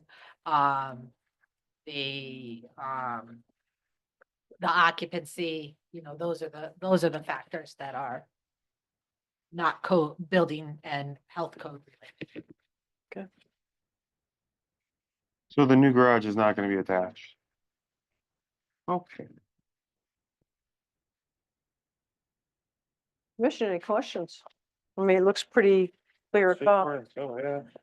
Is it gonna be separately metered, electrical meter, or no, sharing the same with the house? Okay. So it's definitely somebody who's liked by the family. It's the family. Mom and dad. That could be a problem. Yeah, all right. Any questions on this? No motion to make a motion? I know. Go ahead. Warren, do you have anything before we close the I- public hearing? We do We'll recommend get you home. so we know, as he stated, since providing the report, the resolution of the health district comments are underway. And we believe that the comments made up to this point with the change of the floor plan that was provided on the newer A4 sheet, then it wouldn't be, if health district doesn't sign up ultimately on their permit because the septic testing, then they won't do the conversion because they can't get a permit to do it. So I would suggest that remains a condition of approval, but I take away my initial comment that the hearing may need to be left open. I don't think that, in my opinion, would require that to be resolved prior to permits. And then, the other comments made are all the conditions of an ADU, but we wanted to make sure they were on the record. Okay, I will make the motion to close the public hearing then. okay, we have a motion by Mr. Rogan, a second by Mr. Hamel. Further discussion on that. All those in favor? Aye. Those opposed? Okay, thank you, Audra. So just give us a second here as we go into deliberations. Now, we have nothing with the Kokomo brothers. That's being continued. All right, so that's off. Now getting back to the special permit for Jeff Payne and Fiderio and Sons for the accessory dwelling at Fiderio. Okay, at 588 Orchard Road. Okay, go ahead. Commissioner. I'll make a motion to approve subject to staff comments and on the condition of the Central Connecticut Health District approval. Okay, we have the motion by Ms. Dorsey. Do we have a second? Second by Mr. Hamel. Further discussion, all those in favor? Aye. Those opposed? So moved. Thank you, Audra. Congratulations. But All right, you're all done. I'm sorry, you had to, you were the quickest one, the cleanest one. We should have had you up front. You could have been home by 7:15. I'm damned. Good luck. All righty. Nice to know you're still in town. Nice to know you're still in town. Yeah. Excellent. The house is so hidden. I know, it's so hidden. It's in So a great tucked into spot the- for it. It really is. Okay, no, possible discussion on miscellaneous textures, text amendments, blah, blah, blah. So we're all set with that as far as, the POCD implementation. I know we have a meeting coming up. I think it's next Thursday, the 23rd or something. And the building squares. Well, the building square is gonna be coming up, I guess, the 6th of February. So, do you have any, further direction for staff with regard to what the concerns are so that I can Or, we can do our best for the, with regard to the building square amendment you're requesting? So that we can hopefully, it got amended twice already, since I'm aware of. I mean, I was involved once, but just making sure we I don't have to keep clarifying this. and- the only thing I can say is that I was disappointed with what happened on Club Drive. And I think, and I'm also kind of disappointed with what's happening in the old Sunny Border. Because there was a building square that we were trying to work with and perhaps my own foolishness, I didn't have enough grasp of it or how it could assist the commission in making good decisions. But with the elimination of it, or I guess we did eliminate it. Well, not really, you just clarified Well, we, how it could sit. because Yeah, it we- Still has to do with the amount of not steep areas of the lot. It has to fall with an area that provides a plateau for the house. reasonable Yeah, outdoor space as well. yeah. Adjacent outdoor and- space. So, you did clarify that ability. Yeah, I think that was successful in that portion, but whether or not it's in the building square, and that was an interpretation. well, yeah, and I think what happened with me is that when we eliminated it or revised it, it allowed for building that did not quite fit with the topography of the land. And so I think in a way we kind of created a mess.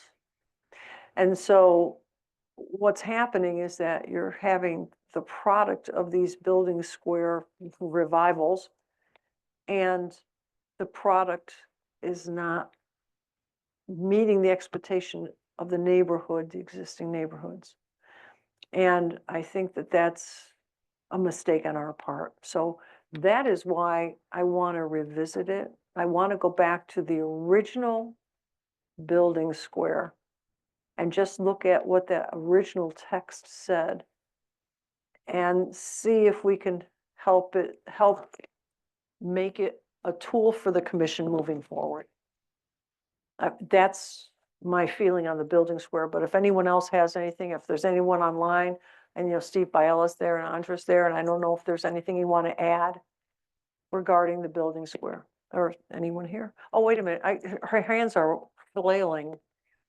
She's got, are your hands flailing? Oh, I'm sorry, oh, okay, The one and she looked like she had two hands in the air. I do It's like, think, oh my God. I don't know that she has something to contribute, given what you've But- said, but, I do think she's the one that mentioned it last time. Well, she did, yeah, and I just want to be Or fair, reminding or us. she might be just happy with what I said, and she doesn't want to add anything. I think just to review it, tell you the truth, because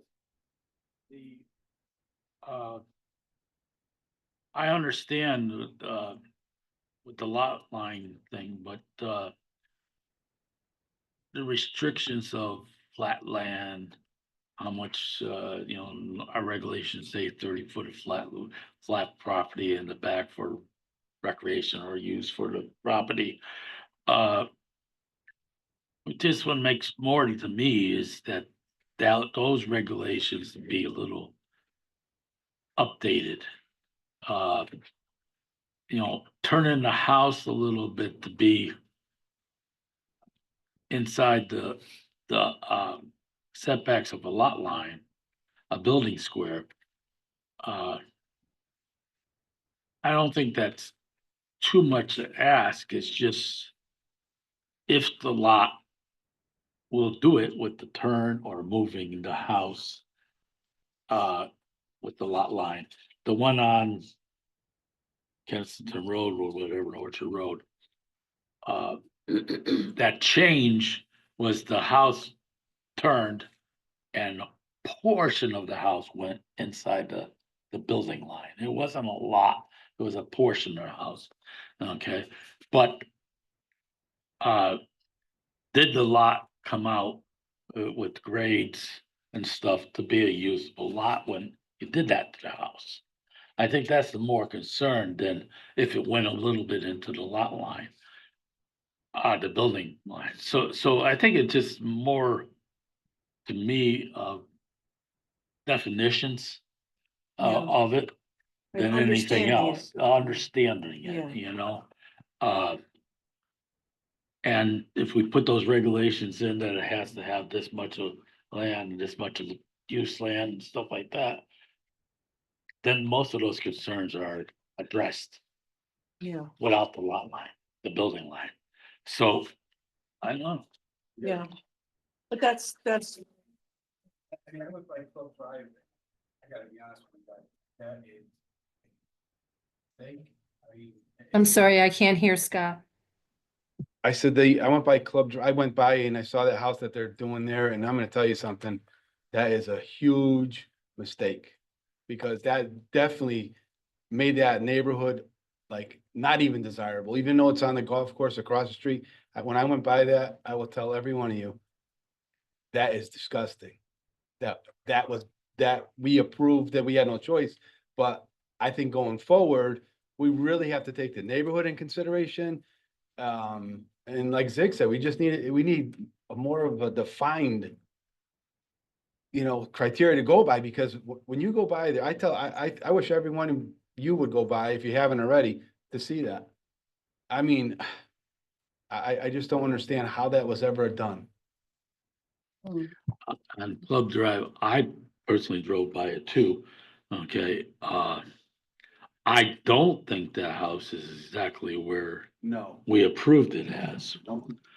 Okay, again, I've been saying to the commission here of builders coming here and then during the process, moving things around. Yeah. So as far as if it's a single family lot, that's not a rear lot, they give a concept of a conceptual location of the house.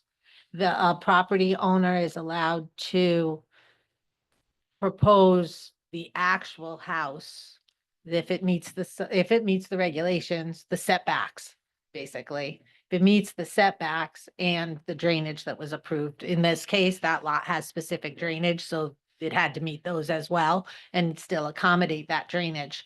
But as long as it doesn't have to be the exact size and shape that you see when you see a subdivision. A subdivision application brings you that shows illustrative that a house of a certain size can fit, but they can alter the style and size and actual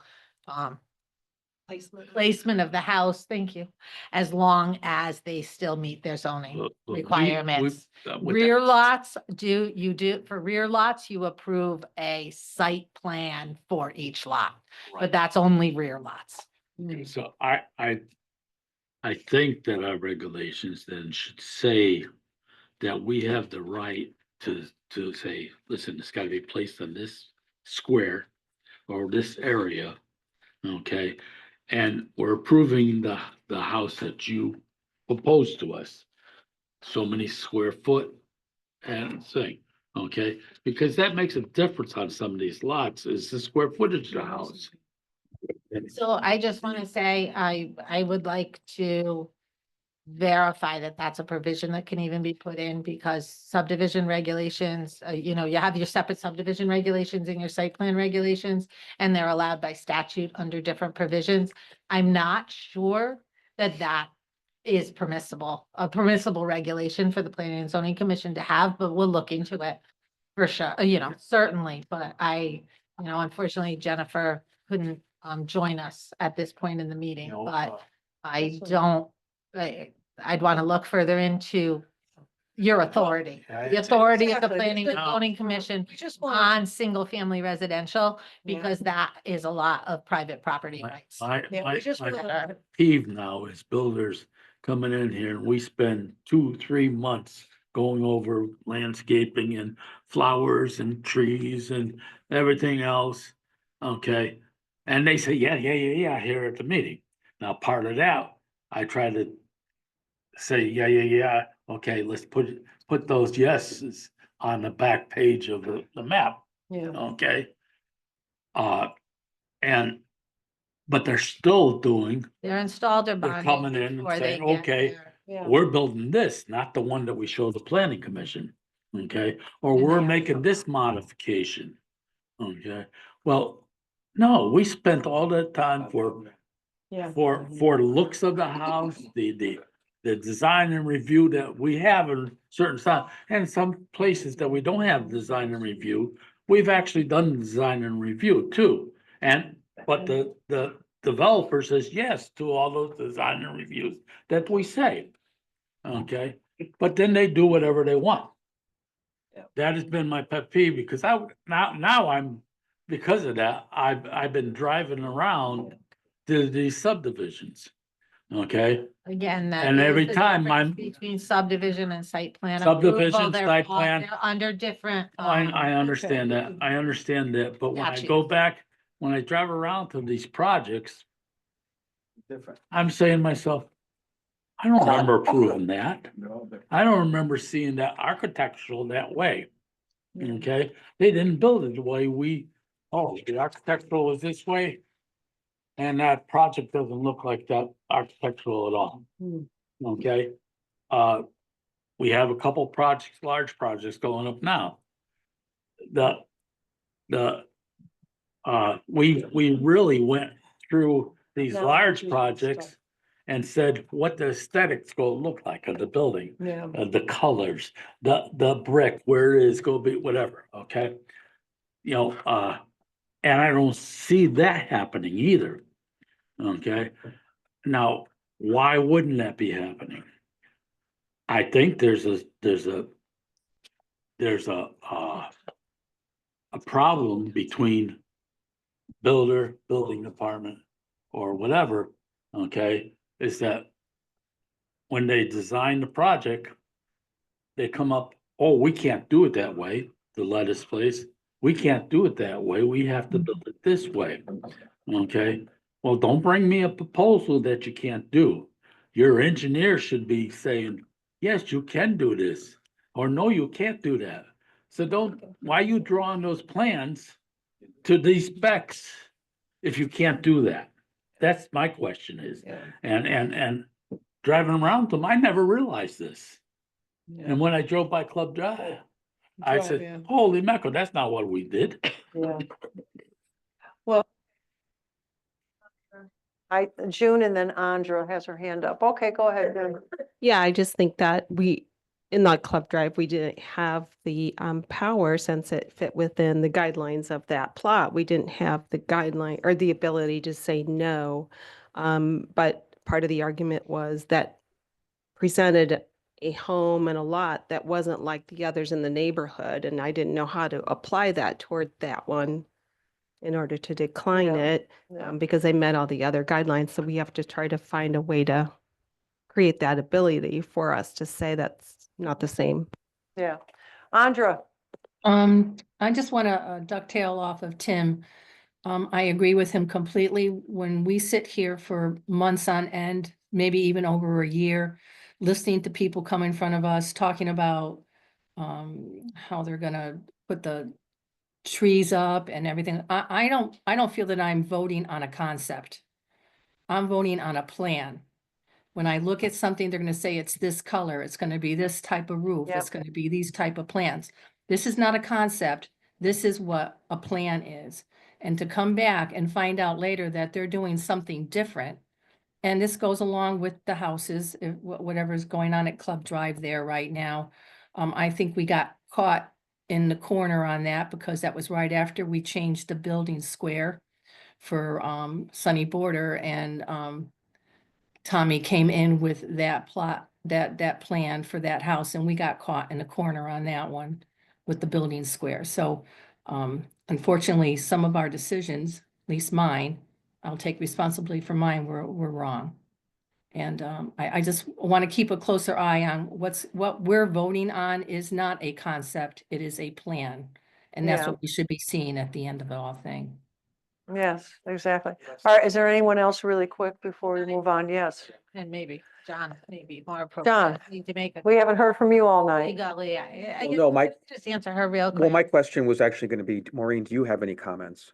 About, So my biggest comment on that is, I don't think again, it was a subdivision. So you have the parameters of the subdivision with which to make that decision. But, the reasons that you're feeling the decision may have been wrong may not be something you have purview over. And so therefore, don't feel for some of those aspects that there's culpability if that's the way the regulation is written at this time. And that's why you're directing us to look at the way the regulations are written. So, don't I don't want you to own a mistake that is out of your. We always do. control. You know, I want Yeah. everyone to feel that they have, Yeah, they have certain, you know, you have certain parameters you have to yeah, operate within, and therefore, yeah, if you have to make a decision that's not the most desirable emotional decision, but it's the decision that you have you're to bound make, yeah, to make, you're yeah. bound to make it. Yeah. And I don't want you beating yourselves up over those decisions Yeah. that are that way. I The other thing is, I mean, I'm No, go very ahead, go sorry. ahead, go ahead. The other thing is, and that, again, the difference between single and two family residential by right construction versus site plans. I believe our department is working really hard to get the plans. If they're not the plan that was approved, they're obviously going to be a different plan set. They're not the same dates and whatnot because they turn into construction drawings with the next level of details and whatnot on them. But we do take them out and compare them to the plan approved by the commission. And we have had to correct some installation that isn't what's shown on the plan. When the permit is granted, the permit comes to our department, but the CO also comes to our department.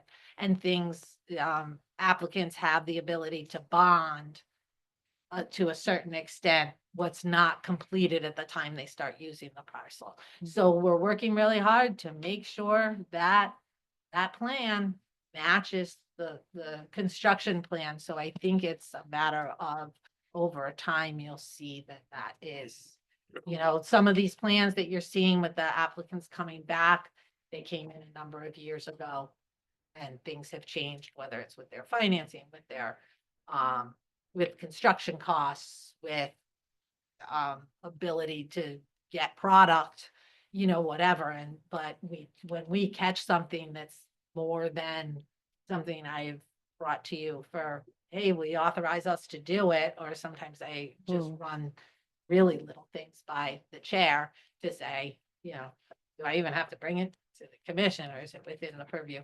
But that's why they're coming back to you, because we don't feel that we can issue that permit with those modifications. So we're trying to address that. We're working hard at it. And I think we have a very qualified staff that is trying to also catch when a modification's made that might not be pointed out to us. Yeah, exactly. Yeah, Okay. Can we What- put in our regulation, and that is something I would like to see if we can. Put design and review in residential, okay, that the aesthetics meet the neighborhood. Okay, basically, okay. You know, I know. I would rather defer to council. well, I'm gonna and defer look to into council, it I'm sure, because but my experience is, you know, that's something Well, I think usually that left up maybe to the big homeowners projects, we association, chase so many. and they have to do it Maybe on the within big a projects, homeowners but just association, one person. not, Yeah, you know, you can do it with development projects that are on one piece of land that might be single units, but not subdivision. But I think Yeah. it would be pressed for the public entity, you know, a town, a municipality to do that. Again, we'll look into I- it. I just Yeah. don't know that I'm questioning it townwide because design read. yeah, like I that said, was one of the things in Club Drive, is the neighborhood came and says, it's not gonna fit in the neighborhood.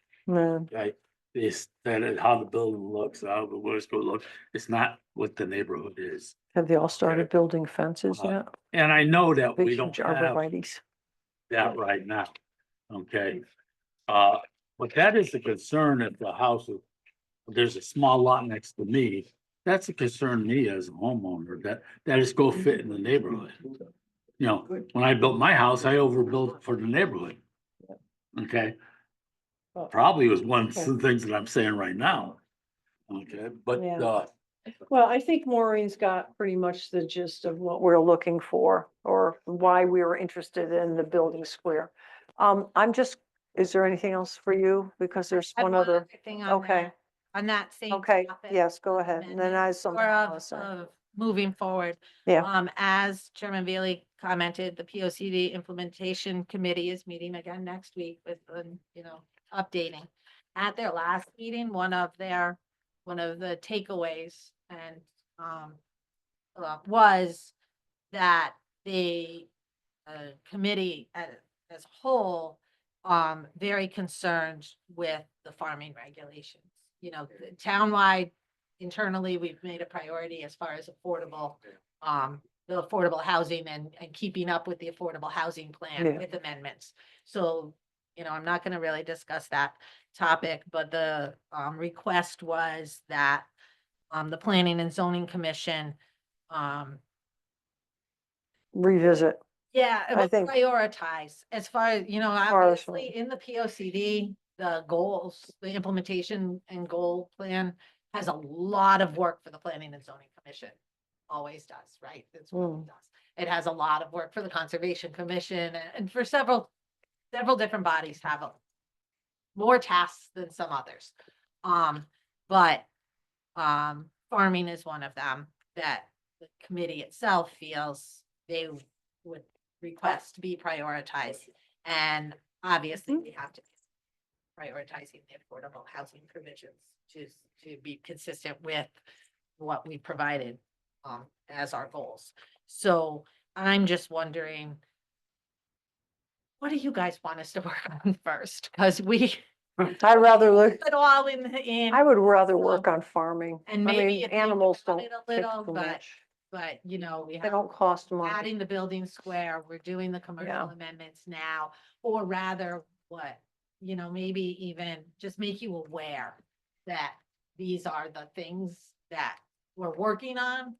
So getting them into the form to come before you may or may not be in an exact order. It may be a matter of how fast anyone can be pulled together and us bringing the recommendation for some of them, like farming. I really suspect we're going to want to bring in a consultant. Staff will want somebody who has more familiarity with best practices, and the content itself of farming, even though we have several experts on the commission, which is awesome. But We're talking about the little farmers. We're talking about the people and the chickens in the background. The question comes up, how many acres can you have to have 5 chickens? Or can you do it with a 1/4 acre? I mean, it's all going down to the minutia and to the weeds. And that's where we find ourselves being catapulted, so to speak. and I wanted to make sure that I brought it up to this commission because we do have to report to the committee next week. So Yeah. I would ask that the staff or whoever, the CROG has now come up with, Good old Krog. multiple housing, multiple apartments, units, Good for them. affordable housing. They're coming up with,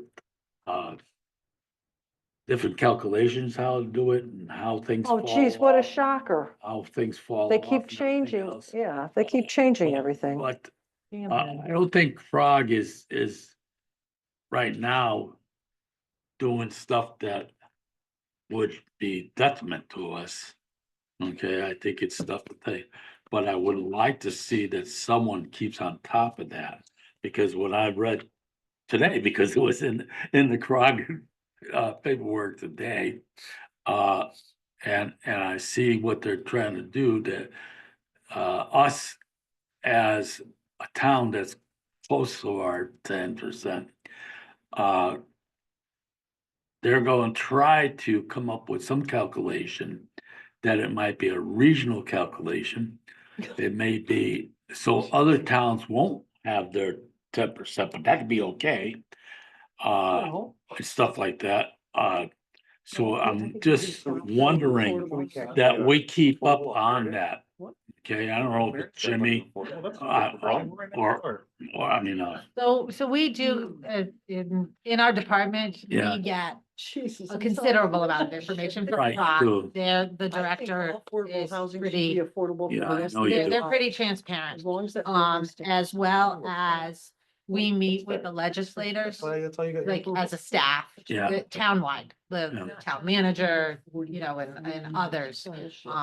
Me do have a priorities for the legislature that is The priority. brainstormed. And again, the police department, like it's multiple Oh, yeah, departments those are that good. Affected talk by to it. our legislators at the beginning of the session. And that is, so I think that can be Yeah.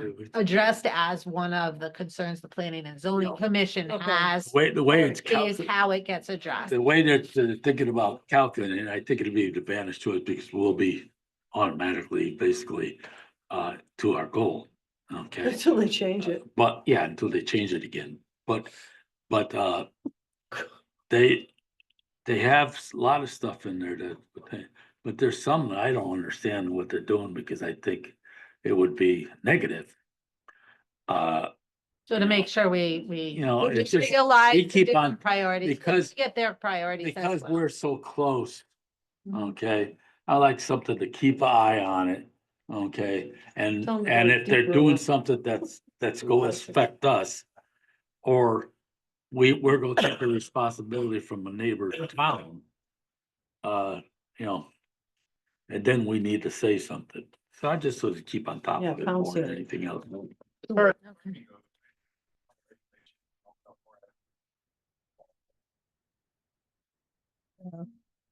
Again, that is one of those things where we gotta start. Okay, all right. Um, Is there anything else that you have before we hopefully you'll clap. clap? We have received the tablets Oh, get out of Dodge. loaded by our IT department with Oh, my God. our town emails. A couple of you do not have or haven't used your town emails. That will be the way you can get some of the information. So with the tablet, Whoa. we strongly suggest you become familiar with your town email. That will also protect you for FOI things. Assistance accessing. And I did talk to IT about the fact that at a meeting or a special time or you know, sign up Whatever. Yeah. to figuring out how it's best to get you each on board with using the tablet. I'll be honest, I did not think that was actually gonna happen. I didn't either. Does it come with a mouse? Do I have to buy a mouse? What kind of tablets are these? That's pretty cool. Google tablets? Well, we ordered them a while back. Probably, yeah. Are they like Microsoft. the I want to get awesome so I can watch movies up You here. can, they're touchscreen, They're touch screen. so But is there a mouse ability to go for a mouse? has the ability, I don't remember whether I believe it comes with at least a keyboard. I Oh, don't thank know God. If it comes with a separate mouse. Oh, I'll do the mouse. I'll pin this I think 10 we bucks. ended up ordering the cases that have the key. Oh, thank God. I mean, I could look for it and bring it up. And No, don't. No. Surprise, surprise, surprise. That's what it is. when All you- right. That's pretty cool. Okay. And So that's it. In your That's it for you? package, You also got, no, that was it. That was the clap, everybody. oh, The Alexa has something, but I'm gonna finish my stuff first. oh, The commission and board member appreciation event. You all got an email Mhm. about that. mhm. It's on February 13th at the Thursday. Art Studio of Connecticut on 10 Steel Boulevard. So in one of Newport's new buildings. And it does have a space limitation, so they are requesting that commission members come solo. Without, without- Solo cup. and there is BYOB. an RSVP, I'm sorry. A bunch of us, they should go. Do we have to post it? No.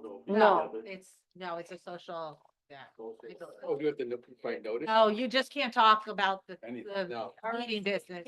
Didn't allow for regrets. Oh, so it probably is, okay, so, not going. You're not going? okay. We will note that in case he starts asking or something, Yeah, it wasn't who's an not option to going. Say no. I know he had to update it. I know. You're not gonna go? Email you got. I'm gonna ask said Andrea if she wants to go. it Andrea, are you didn't going? work. So they sent a second one. No, Either. Okay, Andrea's not I going, won't be there either. Scott Hamill's not going. Brian Rogan's not going, No. Diane Jorcy's. Diane Dorsey. This is your harvest time. Andrea I don't know Miller. yet, I Who else got, said no? Scott Hamill. I don't know if I'm going yet. I'm gonna try. I'm gonna wait for my new tablet to arrive so I You can won't answer. go?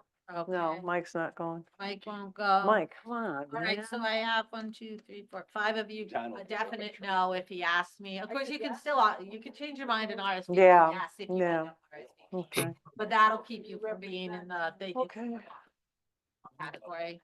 And And then everybody's favorite thing, the biannual land use law for municipal land Meeting. use agencies, boards and commission, all day. Seminar, it's on March 22nd, a Saturday from 9 AM to 4:30 PM. It is virtual. thank God. The town does pay. So no, you have to RSVP specifically to Ashley. So, Who has to take it? and I Okay. didn't open that spreadsheet. There's several of you that have met your requirements. The requirement is once each term for you guys. Oh, I thought it was every I- 2, I thought it was every 2 years. You know, it got changed to every Oh. 4 years. Oh, And it looks as though, When did we do ours last? Let's go, Rose. so I initially heard it was So did I. each term Oh, or God. 4 years, but then I heard it was Each term. whichever was less. Well, you. Oh, so it's 4. But the way I Another just read cycle it, by. it seems like it's each term, so that for you guys, it's 5 years, because your term's 5 years. Wow. Mine is. It will be a half an hour. No, it can't be. I don't think. You might serve, but you get reappointed. Again, we'll look at it, but, that class only meets, only fulfills half of the affordable housing requirement, because there is an hour of affordable housing. It only meets half of it. So, and many of you already fulfilled that with attending either that twice or other things. So some of you, we have that. Please, we have a very unfilled spreadsheet of who attended and who didn't, different things. So if you know of the seminars or the conferences you've attended, I think we have Joan and June. I'm not sure everybody else had all their squares filled in. Yeah, but we need Ashley emailed. Please email Ashley Mm. with what, Maureen, I have a question. yeah. I know, but there's, All right. Lori, Andrea has a question on like, okay. So even if we have met the requirements, I can already tell you, I don't remember any of it. So can we take it again? you most certainly can. If we run into a funding issue, which I don't think is a thing with regard to how many, the budget, then I may reach out and prioritize those that have to take it. Anyone who hasn't taken it, hasn't fulfilled the requirement, is required to, like newer members, within a year of being appointed. So if you didn't do it yet, you were appointed within the year, I think you're a little over a year now. Well, you were off, so it only counts since you got reappointed. So, and because you didn't take it before. So, you're at the point where now you did the 8-hour? Okay, so just email Ashley so she can put it in our official report. We have to give that, we also have to provide that report on demand. And the AquaTurf, we haven't gotten, I don't think we got the date yet, but that is also in March. That's usually a Thursday night. I think one year they changed it. But lots of times it's your meeting night.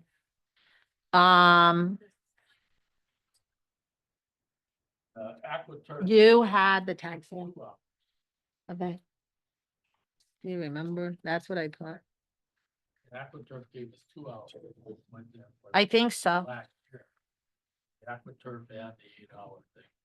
Covers affordable housing. Yeah, like I said, just so that we make sure we don't miss any of those emails. And John, we might have you on that spreadsheet. My computer crashed.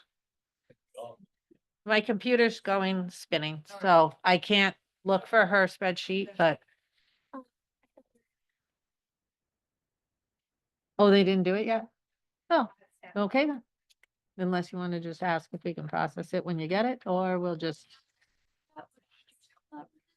So she got an inquiry. We expected to have the information. We don't have it, so we're just, unless she quickly changes her mind, we're gonna not do that tonight because we didn't get the information from the applicant. No, we got an inquiry. I thought we were gonna wait until we got the permit back, but since you mentioned it, I could bring it up. We just had a question from in the original email, the Wellness Collective. You may need to lean in. It exists already. It's a business in town. They do massage therapy and that kind of thing. It's licensed massage therapy. It's legit massage therapy. It's 314 New Britain Road. They wanted to know if they can do a tag sale 4 times a year outside. I will inside in the winter. I think it's the multi-tenant, New Britain Road, after you turn off Farmington Avenue. And I think it's like the second one in on the left. Okay, again. It's spinning. I can't bring it up. No, nothing like that. It's not gonna be vendors, like a traditional tag sale. So the policy a number of years ago was determined to be, like, almost since I got here, we had a tag sale problem at one point with residents. And was blocking the roads and be running a business in a residential zone. This is in a commercial zone with a commercial parking lot. But the policy was established that people could, a customary use of property for residential particularly is up to 4 tag sales a year, 1 a season, whatever. Maybe you're having an estate sale, so you have a couple of weekends in a row, or, you cluster them maybe, but up to 4 a year. That one on New Britain Road now emails us every time she has one, so we keep a tab that it's not more than 4 a year. But this being a business use, as I understood it, and maybe I'm shading it with my experience from tag sales for like nursery school and stuff, where yes, it's a fundraiser-ish kind of thing, but she wants it for community building as well as on their property, I think exposure, whatever, but to have it outside probably I think she said in the parking lot, right? inside and maybe Inside. eventually a little outside when it's warm out. But she said it's to help people in need, and they're, I think, mental health too. Mix of services, like massage therapy, actual therapy.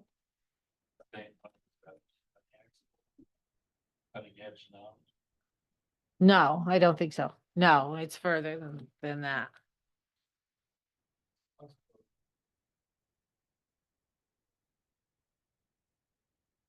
So do we have that form that's for, what do we call that form? Special event. Special events that's internally reviewed by the departments? It doesn't come to the Planning and Zoning Commission. It's internally reviewed by the police department, the code, all that. And it's kind of It's not- us getting direction from you if it's okay if we do it that way, if we evaluate it that way and make sure it fits within or not with.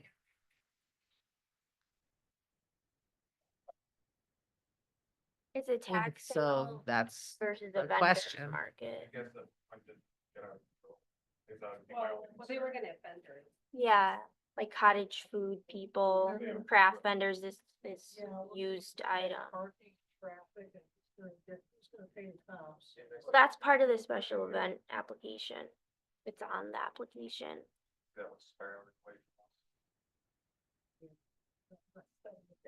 Yeah, I'm not getting all one question. Okay, so we'll vet it further as far as regulations to see if there's anything more specific about what you have or don't have purview over, and then whether or not, and we'll get more information. May I ask a question? There's other businesses in with the massage therapy suite? So they're gonna, anybody doing their tag sale there, they're gonna be taking up parking places for the other businesses? In her email, she says the businesses are doing it together. Okay.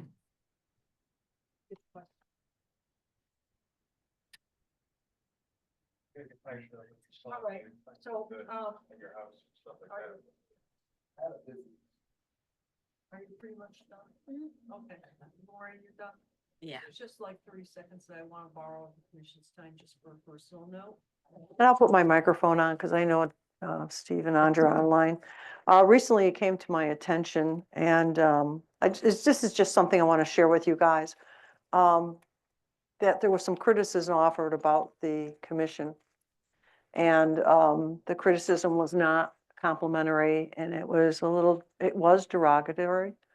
And it was basically questioning the integrity of the commission. And it was also questioning whether or not the commission was a little blinded by its desire to remain in a town or a small town setting and not willing to let go of the past and move forward into like the 23rd or 24th century. The criticism was taken in, and it was not to me directly, it was found out by me. And the only thing that I could say is that I firmly believe that we have a great commission here. And I think all of you do your due diligence and you give your honest, assessed valuation on each and every applicant. And I realize that we're not perfect, but I also think that we as a commission recognize that there is a large part of Berlin that wants to stay Berlin and not become like every other major city with just rapid growth. And so I think the perception out there is that because we slow the growth in time and take the time with the applicants, that we are using that to squash applicants and to drive the growth away. So that being said, I have handled the comments, and I will ask you that if you ever hear anything and that you can't handle it, or you want to refer it to somebody, please just refer them to me and I will speak to the people, because I think that's very unfair. We've given a lot of time to do the best job we can, and to have people out there just saying, well, I don't think that they should be on the commission because they're not forward thinking. Well, to me, that's poppycock. Maybe you shouldn't run so fast to forward. Maybe you should take your time and in that make the best projects you can. So that being said and done, thank you for your time. And that's all I have to say about that. So with that. What did? Who cares about Facebook? It did? I don't do Facebook. You got to talk to me. I can't hear Tim. Tim, I can't. The Webster Ridge Facebook site. They were talking about Bright Feed, but then it got into comments about this commission. Yeah, well, Came from a previous that were very derogatory. That's, Oh, well, it could be, that came straight to me. yeah. I Okay. wanted- But I'm just saying, when you do hear things, if for some reason you feel that the person's out of control or whatever, just tell them to call me, tell them to talk to me.